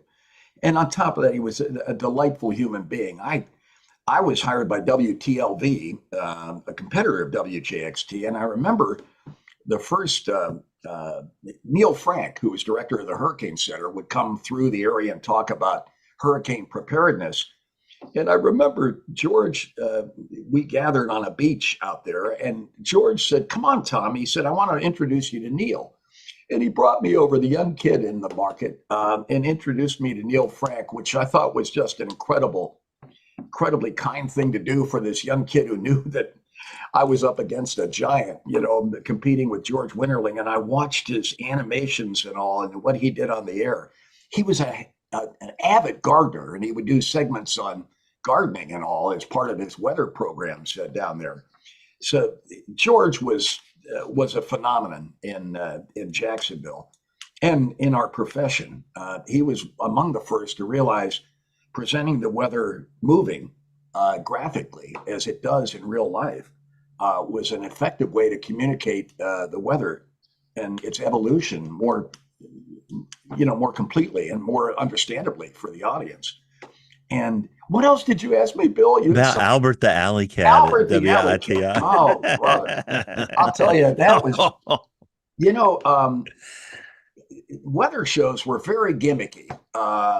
Pre-satellite, TV stations were reaching for ideas to get people to watch their news show. And some program director in Milwaukee decided it would be wild to take the Albert the Alley Cat puppet off the morning show and put him on the weather segment, which always kind of made me mad because I thought, why'd they put him on the weather? Why don't they put him on sports or something like that? I think the weather is kind of important. But when I was going to school in Madison, kids, my fellow students from Milwaukee said, "You know what you need? You need a puppet on the weather show." And I said, "No, I don't need a puppet on the weather show."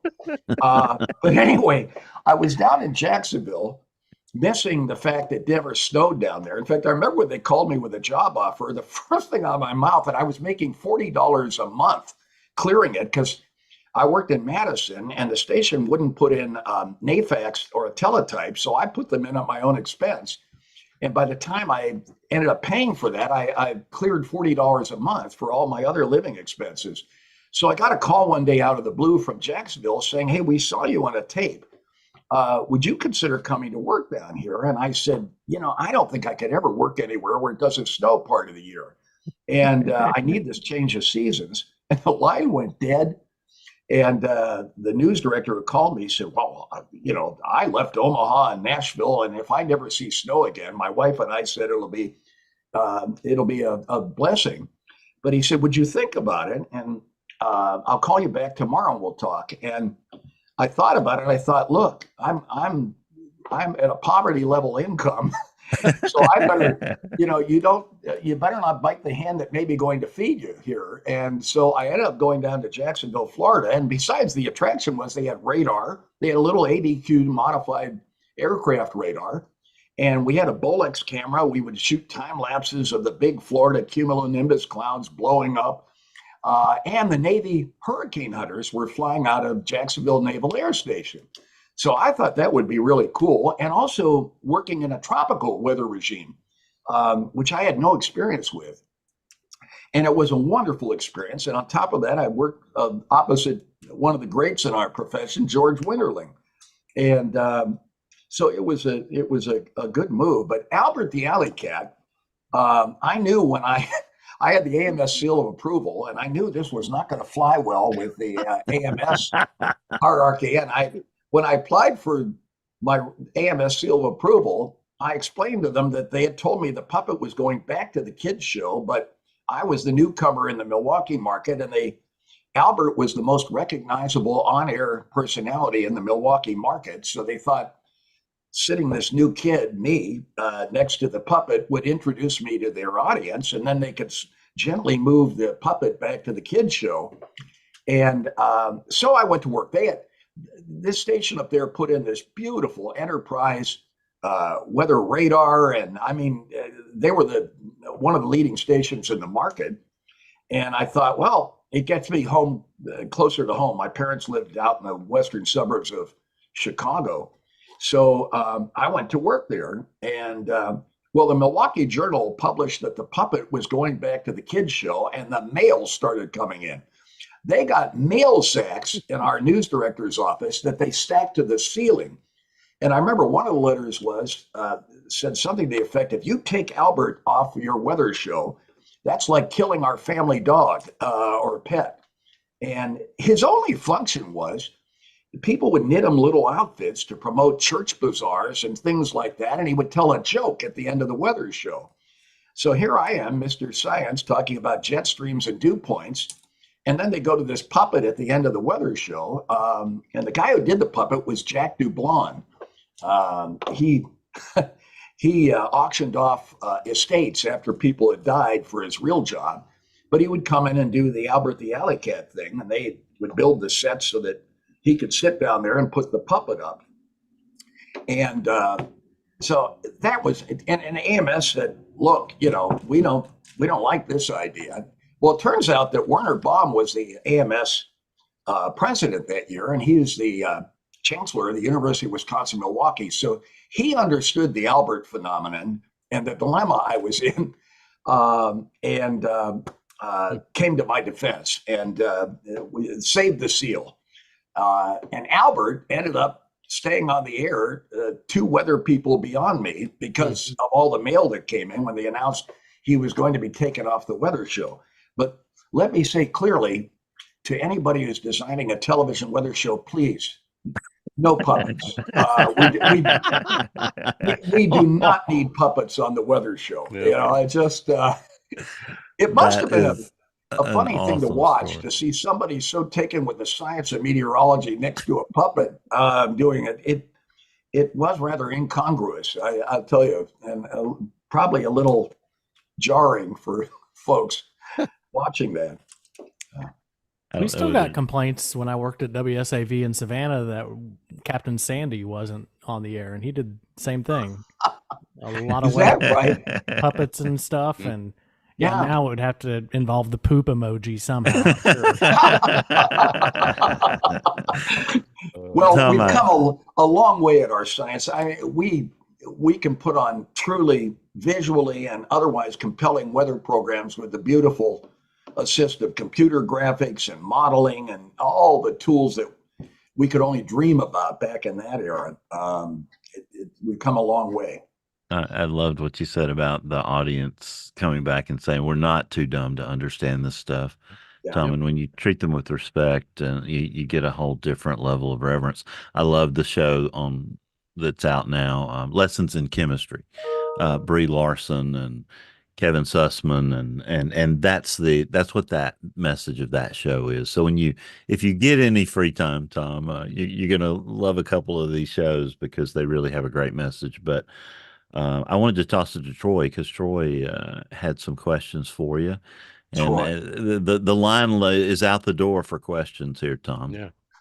Well, Tom, again, thank you for your time is valuable. Thank you for being with us. Troy, thank you for doing this. You and I have talked over the years. It's an honor to be with you, I'll tell you. Well, I've got to laugh a little bit because this fits in. It actually validates what I know that years ago, Tom, back when I was still in television prior to 2012, I remember one of the last times that I met with a TV consultant, and it was the last time that I met with this one. They sat across the table and said to me, basically, Tom, that the public was too stupid to understand dew point. Oh, yeah. And I sat there and looked across the table at this young lady. And again, I don't know why, but it was the last time I ever met with her. I looked across the table and I said, I don't think it's the public that's too stupid to understand. I think it's TV consultants that are too stupid to understand. And that was the last time I ever met with her. Yeah. So I want to carry this back. And you saw this in Tom a couple of minutes ago. I don't know how well I'll do in this. But premier meteorologist, we know that. But he has mentored so many people through internships, TV stations through the years. I've got 36 years in teaching here at the University of Texas and dealt with many students, thousands of them that have come through. None of them here Of course, getting a degree in meteorology, we don't offer that program. But the one thing that about Tom is that he's a true gentleman. And I say that in a sense because Tom and all of us, James, all of us, we've gotten gut punches through the years dealing with students that have left us and left us way too early. Yeah. And I'm going to tell you that through the years, when that's happened to me, I've used Tom's shoulder. I've used his invaluable guidance. This man has been so kind to help me walk through some situations that he's had to deal with before with this. And so I tell you that because this is a true gentleman. He's a meteorologist. He's a true gentleman.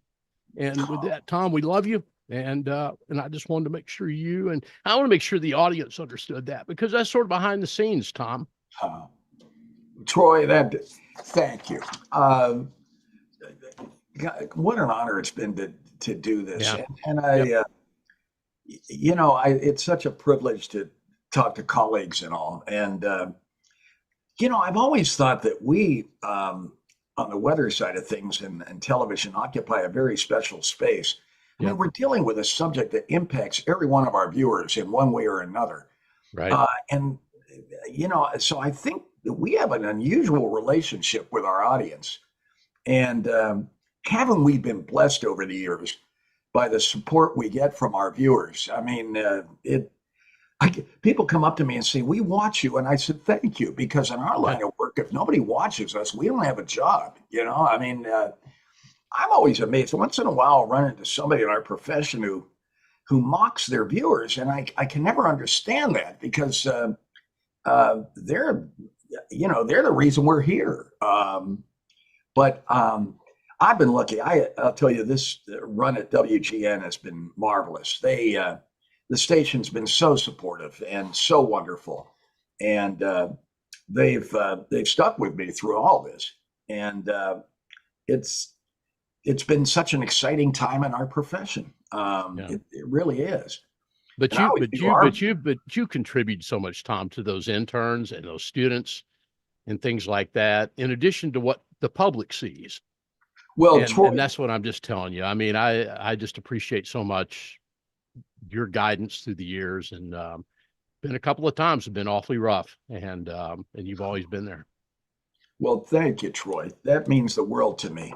Yeah, another function I think we can serve is introduce. There's so much mythology, particularly with the climate change issue and all, about the people that do the research and people. I don't think the public sees the shoulders on which we stand, the researchers who do the real work, the numerical modelers and all the rest. And I hope through like our Fermilab program and discussions of climate change, I've teamed up with Seth Darling from Argonne and Don Wubbles from the University of Illinois. And when people see these people and they realize they don't have a political agenda, most of them are the most apolitical people I've run into. But they see them as solid human beings who are interested in this field and have a devotion to it. And I think it's important for people to see the people, other than those of us who they see on television, the people who make possible the data that we work with every day. I mean, who laid the groundwork for the modeling that's been done and the remote sensing that we now have access to by satellite, Doppler radar, you name it, mesonets. And I'll tell you, if I've been able to introduce people to some of our scientific and research colleagues, I will have felt that's been an achievement. And it's been an honor to do this. And I'm not going away. There's a funereal quality to indicate you're retiring. I mean, it sounds like people talk like I'm dying or something and going away. I don't know what I'm going to be doing, but I sure as heck hope I intend to stay actively involved. I just won't be doing day-to-day activity. This field is endlessly fascinating to me, and I hope to use the opportunity of more time to develop some stories and that we haven't been able to do. I'll tell you, one of them is the Challenger disaster. Louis and I have talked about that. Louis Uccellini and I. I'd love people to hear Louis's account of working at Goddard when this happened, Mhm. and how this, the horror of this went through the scientific establishment at NASA. There was such sadness over what happened on that. And it's interesting to hear a scientist take on this who worked at the agency that has been such a premier scientific agency in our country. My God, NASA has visualized science in ways that few scientific agencies have, and with such beauty and success. It's really amazing. And NOAA does the same thing. Mhm. Neil, you were part of an agency that does exactly the same thing. I think over the course of the career, how my interaction with National Weather Service people fostered that career. And the Weather Service personnel do that all over the country. They take in people who are interested in the weather, and they foster that interest in all.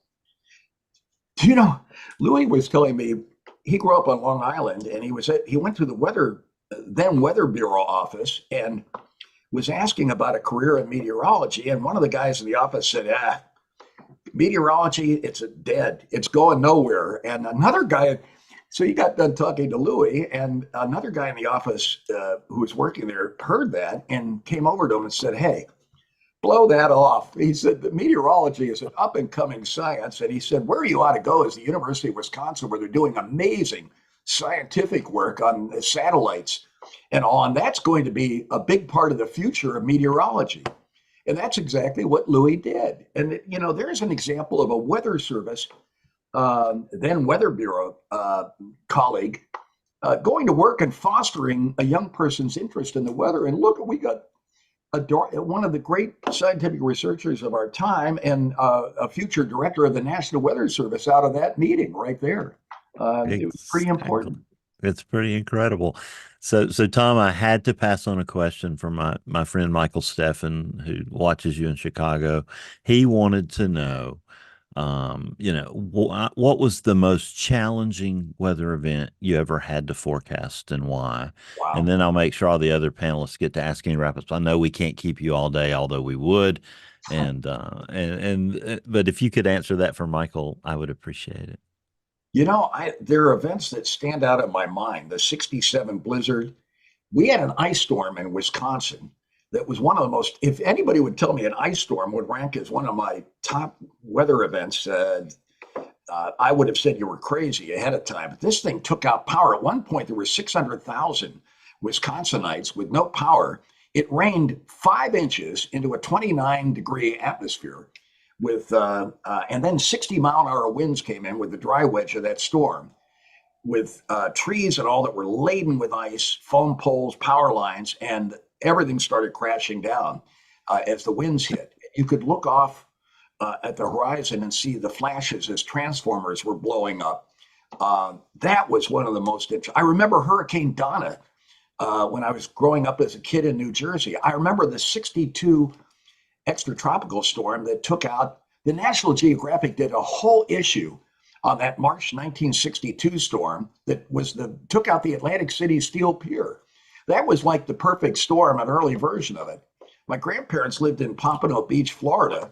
They had gale force winds. They had to leave. There was not a cloud in the sky down there, but the tides were high. And at one point, there were gale force winds blowing from the Keys all the way up to the northern tip of Maine.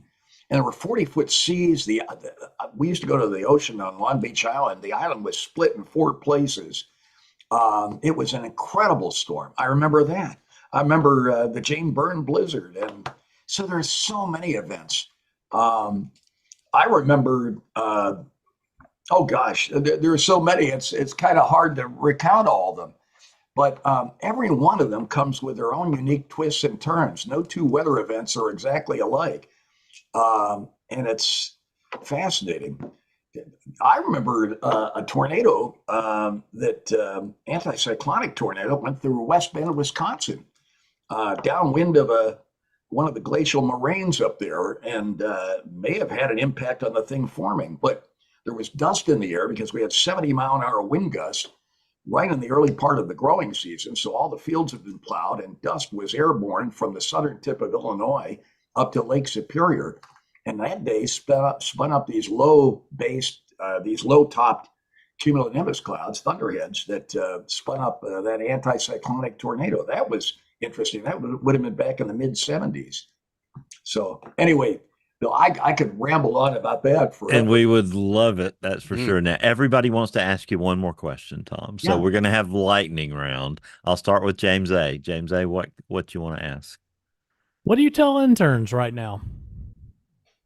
Oh, I tell them they're headed for a career in one of the most fascinating fields. It's competitive. My heart's broken when I see young people who have invested the time and energy to get a meteorology degree and can't find a job. And I've had several of those, but I've had others that have gone on to PhDs, professorships. And I just think, have fun with it. If you love the weather, pursue it. Our field is dynamic, it's evolving, and the future is an exciting one. So that would be what I tell young people.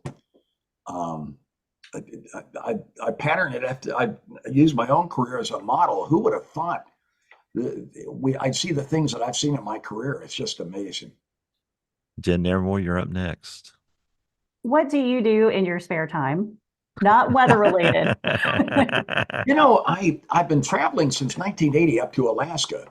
My roommate and I have a little house an hour south of Anchorage, nestled in amongst the Chugach Mountains. And I've been going out to Hawaii recently. I'm learning more. I was out there last December during one of those Kona lows, which was one of the most fascinating weather events I've ever seen. There were 25-foot seas, there were mudslides, and the mud that was washed into the Pacific had the first quarter mile of the ocean brown with suspended water. And to see 25-foot seas coming through what amounted to a mudslick was amazing. It thundered, it lightninged. I had never seen a storm like that in Hawaii. And I asked locals, and they said, yeah, that was among the worst they've ever seen. And of course, what's happened at Lahaina on Maui with the terrible fires, and with El Nino going, there's a tendency toward drought in the Hawaiian Islands. So it's going to be interesting to see if there are more issues with that. Let's hope not. Thank you, Jen. Dr. Neil Jacobs, have you ever surfed in a mud flat? No, but I've waded across hundreds of miles of mud flat looking for a redfish at low tide. This is a thrill for me to get to talk to you. Thank you so much for everything you've done for our field. My last question, since you've seen sort of the evolution of social media and all this stuff, what do you tell the next generation about how to parse out the good from the bad, the healthy from the unhealthy as far as social media? Oh, Neil, isn't that the question of our time? Stick with credible scientific organizations.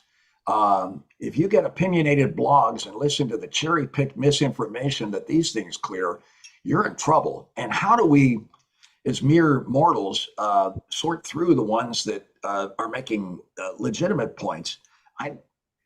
My advice would be to stick with credible scientific organizations, and heaven knows there are a myriad such sites. I mean, the internet is a treasure trove of valuable and accurate information, and stick with tried and true sources of information. It's the best way I know to navigate and call out all this misinformation that clears. I think of these chemtrail claims and all the rest of this kind of stuff. It's, and boy, you got to be careful. Some of these people are, it's crazy. Right. They honestly believe that stuff. And, but there's a treasure trove of valuable information on the internet, unlike any other era in our history. And if you're selective and you stick with tried and true NASA, NOAA, the World Meteorological Organization, the American Meteorological Society, the Royal Meteorological Society, and just go down the list. you're going to find out some and universities and what the research that they're doing. I don't think you'll go off the rails on that. I think you'll have an interesting array of information on the sort of research that's underway right now. Very good advice. That's Dr. my view, Kim. Neil. I'd be curious what you say to people. Yeah. I'm just going to cite you. What's that, Neil? I'm just going to cite you. That was perfect. Hey, Oh my Tom. God. The trick is Neil is not on social media. That's his trick. Yeah. Yeah. Dr. Kim Cloco McLean, I know this has been a treat for you as a young Tom Skilling fan growing up in Chicago. What would you like to ask him? I'm curious, Tom, if you could start your career today, a young 20-something just coming out of college, what would you focus on if you were coming into the field now? What direction do you think that you would go in? Boy, that's an interesting question. I'll tell you one thing. I'd be as excited about it as I was in the early years. I look back at my career. Even with Albert the Alley Cat part of it, that was in its own way an experience that I hope never to repeat again. But at that early stage in my career, beggars can't be choosers. You've got to pretty well, if you want to work in the field, you'll do what is expected. And I wanted to move back to the mid latitudes where I'd get more dramatic changes in seasonal weather. I enjoyed that. But I'll tell you, there's such interesting research going on. The whole area of climate, human interaction with our atmosphere, and all the rest of this. We did a piece with the Argonne National Laboratory. That laboratory is in a concerted effort to decarbonize the transportation sector. And it's amazing. They're working on SAFs, sustainable aviation fuels, cleaner fuels for our ships and our planes, electric aircraft, faster recharging of electric vehicles. They even have a model there they're running, which has the whole country laid out, every community, the economic sectors in that community and all the rest, so that they are, in a more educated manner, going to put in recharging stations for the electric vehicles that will be coming online in increasing numbers, cleaner production of nuclear energy. This is something I remember. I had a chance to introduce James Hansen, who was out speaking at Benedictine University. And it was interesting. I said to him, I spent a day with him. And I said, I imagine you're on board with Al Gore 100%. He said, I've got some questions about some of his views. And he said, there are some crazies on the far left and the far right. He said, for instance, I ruffle some feathers. I think nuclear power has got to be part of our carbon-free electricity generation future as we make the transition to cleaner sustainables. And come to find out that 70% of our electricity in Illinois is produced by nuclear power. It's the greatest percentage of electricity produced in any state by nuclear power. I didn't know that. So that's interesting. We have the nuclear waste issue. That's a big one. But I think issues like this are very interesting, Kim. And we'll surpass sustainables will surpass carbon-based generation in 2024. That's amazing to me. So that's exciting. Troy Kimmel, I know you've got a great question. No, I would tell Tom that I'm going to make some changes in the next year or so, and what I do and so forth. And what I tell people all the time, I said, I've been thinking about it, what I'm going to do when I grow up. And that's what I'll do afterwards. So, and I know whatever you decide to do, Tom, you're going to do it well. And you've been such a guiding figure in the field and working with students and guiding students and interns. Hey man, as you grow up, I trust you're going to find something you're really going to like. Troy, I hope that's true. Well, I'm going into uncharted territory. I've worked ever since I was a teenager, and so we're going to see how all this goes. I have many questions in my own mind and get uncomfortable about it thinking, but I just knew The traffic. I had to I have to cut back my exposure to traffic and some of the deadlines. And we'll see. I'll keep in touch with you, Troy. You and I will be communicating over the years. I'll keep in touch with everybody and view me as a probe, and let's see where this all goes. I don't know. Well, if you get bored on Monday nights at 7 p.m., Tom, we'd love to have you be a panelist anytime you're available. I would love that. I'll tell you something. And what an honor to speak to all of you. And thank you for the kind words. I'm not sure who was the comedian who said I'm not worthy on Saturday Night Live. I sometimes think this is something. I'm just somebody who's been around for a while. That's all. I'm lucky enough to somehow survive this dog-eat-dog world that is media weather. But at any rate, Tom, let me ask you one of the questions. We get this from James all the time, and no one's really asked this. And where do you see Tom television going? Because James discusses that. I mean, where do you see TV in 10 or 15 years? Wow. There is a sea change underway. In the whole media world. Look at streaming services that have replaced the entertainment programming that was the mainstay of the networks and all. Now people are, going to streaming services. Wow, there are big changes ahead. Nielsen in the last year changed the methodology by which they calculate ratings because they're trying to take into account computer usage and all the rest. Overnight, TV stations lost a quarter to a third of their audience with this new methodology. And they've got kind of a monopolistic control over TV audience measurements. Well, TV stations are based upon selling to mass audiences, their advertising reach. That's got to change things. And so I don't know. And the internet offers such opportunities for people to freelance and start their own little cable operations. And that's both good and bad because sometimes you don't know what you're getting on this. They ought to watch James Spann and see what James does and what Bill does on WeatherBrains and all as probably one of the most innovative developments in the weather communications field that we've seen. But yeah, Troy, there are questions about this. I really wonder where we are all going. There are going to be changes in the years ahead. Thank you.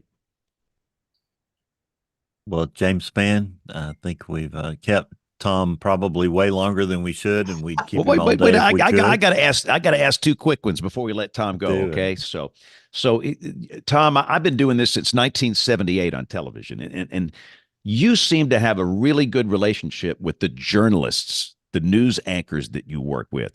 And understand, if you don't work in television, these people, it is the most bizarre assortment of personalities you will ever experience in your life. I mean, some of these people are kind, some are mean as a snake, some are hotheads. How do you establish this good relationship with all of these news people? They all love you. I've heard them talk about you. How do you do this? You know what? It's so funny. You know how at the end of an interview, they'll say thank you to whomever they're speaking. And we in the weather office will say, do you think they really meant that? Maybe the anchors thought, and the conclusion will be, no, they're just saying that, and I've told our anchors that. I said, every time you thank somebody you've interviewed, we all back in the weather office say, do you think he really meant that or she really meant that? And then the anchors will come back and say, actually, we didn't mean it, but we said it anyway, or something like that. But that's luck, James. I just happen to work with some good people. I have such respect. I think the Fourth Estate has never been more important than it is now. And I mean, I'm talking about investigative, looking into corruption and stuff like that. We need the Fourth Estate. It's important in our country. And it worries me, the Chicago Tribune Tower is now luxury condos here. That you used to walk into that building and it was like a shrine to journalism. It's the way I felt walking into Fermilab every year when we did the program. That Fermilab is a shrine to science and the minds that populate a place like that, or Argonne Labs. And And yet, that's a testament to how things have changed in the journalism world. So I don't know. I'm glad to hear that's the reputation that goes on. I think I've gotten along with. I can't think of any problems I've had with my news colleagues, and they've been very respectful of me. I think part of it is if you've survived for a while, they figure, well, he must be doing something right because he's still on the air. But I've had a wonderful relationship with my news colleagues. I don't work close to them. I'm in my little weather office, and I find sometimes when I go out in stories, I hear the scuttlebutt about all that's going on down the hall in the newsroom, and I'm kind of glad I'm back where I am in the weather office and away from all that. So, I'm I up in work the in a clouds, closet. and they're dealing with events here on Earth. I work in a closet, and I love my closet. It's the greatest place in that whole building. It's great. Exactly. There's something to be said for being isolated there, and away. Yes. I hear you. So when is your last TV weathercast, Tom? What night is that going to be? 28. So my question is, you've been doing this for so long. What are you expecting? What do you think that will be like doing your last weathercast? I don't know. I was doing that solar eclipse thing, and I was on live television last year down in Carbondale, Illinois, and the thing, in 5 minutes, you went from day to night. And I broke down on the air. I was on live television, and I thought, my God, I'm losing it. I don't know why it hit me like that. It was like a religious experience. You suddenly realize what a tiny little piece of this universe any of us is. When you watch the blue sky go dark and the stars come out in the middle of the day. So it scares me because I don't want to break down on the air. And so I don't know, James. This will be a new. I'll check back with me and I'll tell you how that worked. I don't have any idea what I'm going to say, except that I'm grateful to my viewers who have stuck with me all these years. I've got amazing viewers. They've been marvelous. But this is new territory for me. We'll see. Well, it's going to be good. And again, thanks for your time. I know you promised an hour. We've gone way past that, but just understand that you're loved and appreciated. And anytime you want to come back on this show, you've got a standing invitation. You're nice, James. Thank you, and thanks for what you and Bill and everybody does as colleagues in our amazing profession. And Neil, your guidance of NOAA has been outstanding. What an amazing organization. I'm sure, being so actively involved in an organization, I can't even imagine the hurdles you faced and funding and everything else. But I'll tell you something. God bless NOAA, because I'll tell you, they connect us with the environment in which we live in a way few agencies do. And it's a pleasure to meet each and every one of you, even by way of TV hookup, digital hookup here. Thanks, guys. All right, Tom, thank you so much. Have a Merry Christmas. You too. Merry Christmas, everybody, and happy holidays. All right, so we're going to take a very quick break. We're going to go to Tony Rice, and we'll come back with picks of the week, and we'll wrap it up for 2023 as WeatherBrains rolls along. Looking beyond the atmosphere, here's Tony Rice with your astronomy outlook. 2023 was a pretty big year in space exploration. SpaceX tested its new Starship vehicle twice. The first one in April didn't go quite as well as hoped, with the flight termination system having to be triggered shortly after liftoff. That's a fancy engineering term for they had to blow the rocket up on purpose. The launch pad was ripped apart by the 33 Raptor engines on the business end of that rocket, but the second test in November was much more successful, but it still didn't make it out of the Gulf of Mexico. So look for additional tests in 2024 to continue developing this vehicle. That's a big part of NASA's lunar plans. Worldwide, there were 200 successful rocket launches and 11 failures. One notable success there was the 9-ton EchoStar 24 satellite. It set the record for the heaviest satellite ever launched to geosynchronous orbit. The US also broke the record for the most launches in a year, at 108. This had been previously held by the Soviet Union since 1982. That milestone was reached in large part because of SpaceX's launch pace, particularly with their Starlink satellites. A new record for people in space was also reached in May at 20. 11 aboard the ISS, 3 on China's Tiangong space station, and 6 aboard Virgin Galactic spaceplane Unity. The record for people in orbit was broken a couple of days later at 17. 6 aboard Tiangong, 7 crew members on the ISS, plus another 4 visiting the ISS from the Axiom 2 mission. The European Space Agency launched its Euclid mission to study dark matter and dark energy, and they also launched their Jupiter Icy Moon Explorer, or JUICE, a spacecraft that's set to explore Jupiter's ice-covered moons, where many scientists think our best chances for finding life beyond Earth are. India launched a DETA L1 to study the Sun, and NASA's OSIRIS-REx mission returned samples from asteroid Bennu in September. Russia's return to robotic exploration didn't go to plan. Luna 25 was the first robotic mission to the moon since 1974. While the launch went okay, it crashed on the moon after some technical problems. Japan launched its Smart Lander for Investigating the Moon, or SLIM, back in September, with an X-ray telescope along for the ride. SLIM successfully executed its translunar injection burn in October for a planned landing on January 19, 2024. NASA closed out the year with a technology demonstration of its new laser communication system that's being planned for use in deep space missions, and could be used for future astronauts to send videos back from Mars. This demonstration sent a video of Tatters, an orange tabby cat owned by a NASA employee.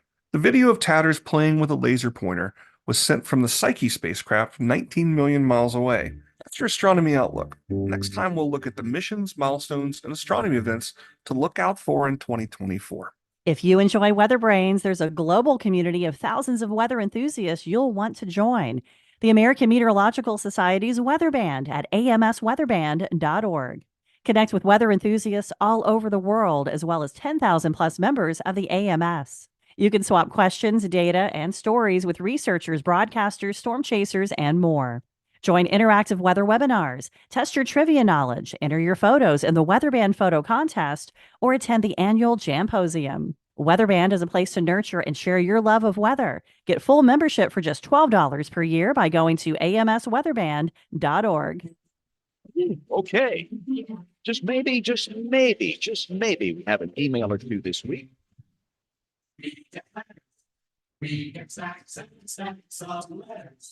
We do have an email from Joel Kirschman. Hopefully I'm saying that right. Hi, WeatherBrains team. And the title of his email is Greg Carbon, the Internet Weather Wizard. I'm almost willing to pay for Greg's browser bookmarks. If he needs an extra source of income, I suggest he puts his bookmarks up for sale. As a weather and GIS nerd, his presentation this evening, which is for Monday's show, has been truly amazing. Thanks for another wonderful year of your professional nerding out on weather. So see, my idea might work for Tom and Greg to go ahead and put that out in the presentation form with, because they were amazing bookmarks to go through and stuff I'd never seen before. So thank you, Joel, for your email. Folks, if you have some emails here for the rest of the year into early next year, email at weatherbrains.com. We had our newsletter go out this morning. You can see all of those archived on our website. I've got that caught up now to the latest newsletter. And we'll start that back up early next year. Thank you guys so much for the amazing articles and history that you've done this year. It has been awesome. Some great material in our newsletter. So please sign up for that so you can get that in your email inbox. And for those that listen, I do recommend that you go back and watch the Greg Carbon episode, watch the video version, and watch this guy work that browser. I mean, goodness gracious. It gave a whole new screen sharing means something completely different to me than what it meant before about a week or so ago. So yeah.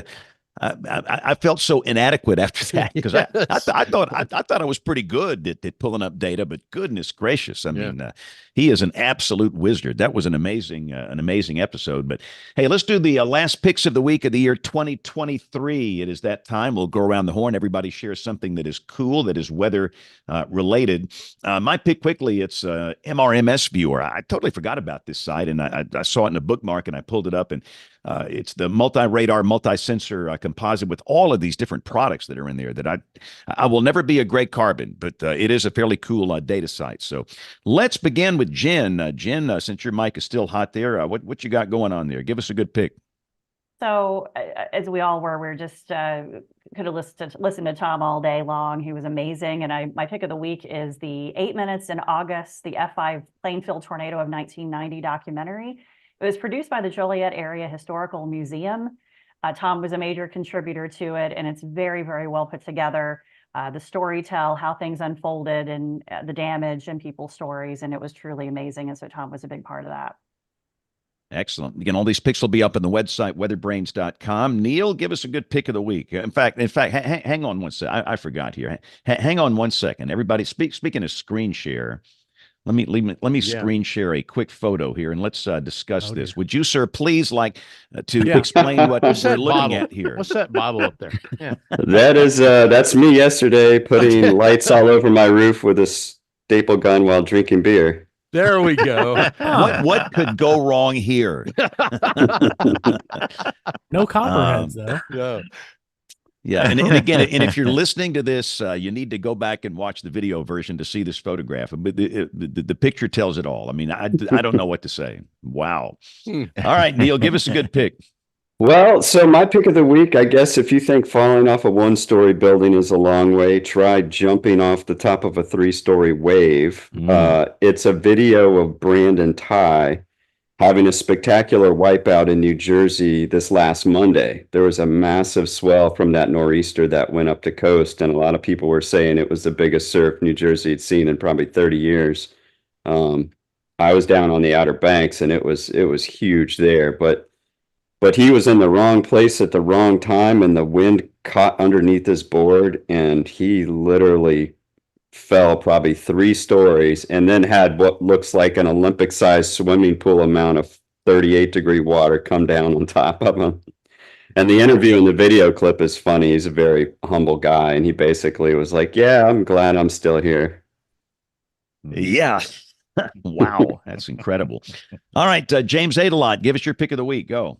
Well, as we close down 2023, I thought I'd make a run toward the cutest pick of the week in WeatherBrains history, and it is from Biten Gebieden, which is a Dutch Twitter X handle that posts a lot of cute animal pictures, and it's a kitty cat in snow for the first time, and it's just jumping for joy, trying to grab snowflakes out of the air, and may all of us get to react to our first snow this fall the same way. You can never go wrong with a cat video. Never. Awesome. All right, Kim, give us a good pick of the week. Well, Jen and I had picked the exact same thing, so I am doing a backup pick of the week. This past week, there was an announcement by some huge construction company that they have hopes of one day building the second tallest skyscraper in the country here in Oklahoma City. And this is weather relevant because the questions that have been coming up are immediately about the weather. How in the world would that thing fare in Oklahoma weather? And how long would it take to get people to shelter in a tornado warning? Can you possibly have a skyscraper like this in a tornado-prone place? These are all wonderful questions. And so I'm posting a link to an article that actually has weather-relevant comments embedded in it. That thing's almost in the boundary layer. Goodness. Wow. All right, Troy, give us a good pick of the week. I have to, in a sense, I'm going to reverse this in a second, but I take the end of the 2023 foghorn. But I will tell you that for people that listen, even like James mentioned a few minutes ago, go back and catch Greg Carbon from last week, but make sure you catch this show to see Tom. And I maybe didn't make it very clear in discussing with him how important he's been in meteorology, but also how important he's been in so many young people's lives and mentoring people. And I just don't know when I've had a better time. This has been really a cool show today.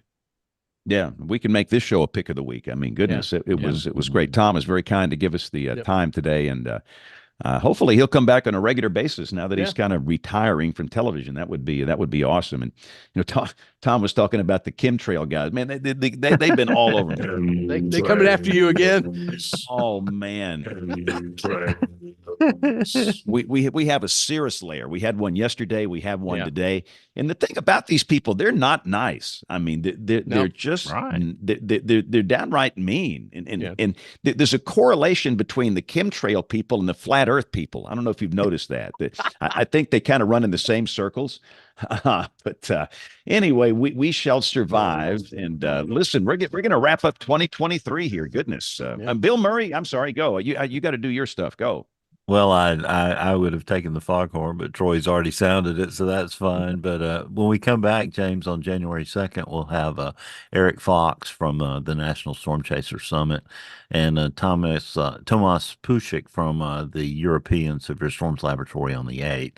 And just a lot of great guests coming up. Monday, March 4th, the Google DeepMind GraphCast team is supposed to join us. So that's going to be a highlight to talk to those guys. Enjoyed the conversation. Tom's already sent a really nice email this morning. That's just what Tom Skilling would do because he's influenced all of our lives. I remember my first first night on television weather had 27 graphics in that old live line. And the chief meteorologist went back in and renamed it Bill Murray's Tom Skilling Show. So, but I've always thought he's done such a fabulous job teaching, and I think all of us learned a lot. I know I did as an 18-year-old watching him for the first time on cable. We all have a lot that we owe to him, and he's just such a humble, nice gentleman. Troy summed it up so well. So, James, see you after the first. Have a nice vacation next year and next week, and we'll get ready for another busy year here on WeatherBrains. Yeah, thanks to Bill Murray, guys. I mean, think about the guests that this guy lines up. He is our guest booking officer. This man is a miracle man. I mean, he does a great job. Incredible. Know so many wonderful people because of it. And I thank y'all for the opportunity. I mean, it's just it's been a great ride here. And next month we celebrate year 18 of WeatherBrains. Who'd have thunk it? But listen, if you're new here, we're delighted that you're with us. We typically record Monday nights at 7 o'clock Central, 8 o'clock Eastern, and we stream it live on this same YouTube channel, youtube.com/weatherbrains. But we've learned over the years that most people choose to listen to the podcast version, the audio podcast version. However you watch or listen, we thank you for being with us. Some of you have been with us all 17, 18 years, and it's like a family here. If you want to get in touch with us, anything you want to ask or comments about any show we've done, send it on. The email address here, it is email@weatherbrains.com. So on behalf of the entire WeatherBrains crew, I'm James Spann. Happy New Year and God bless. Thank y'all for all being here today. Yeah, this was a good one. Thanks. This is a great Merry Christmas, show. everybody. Yeah. Happy Merry holidays. Christmas. Merry Christmas, guys. everybody. Bye.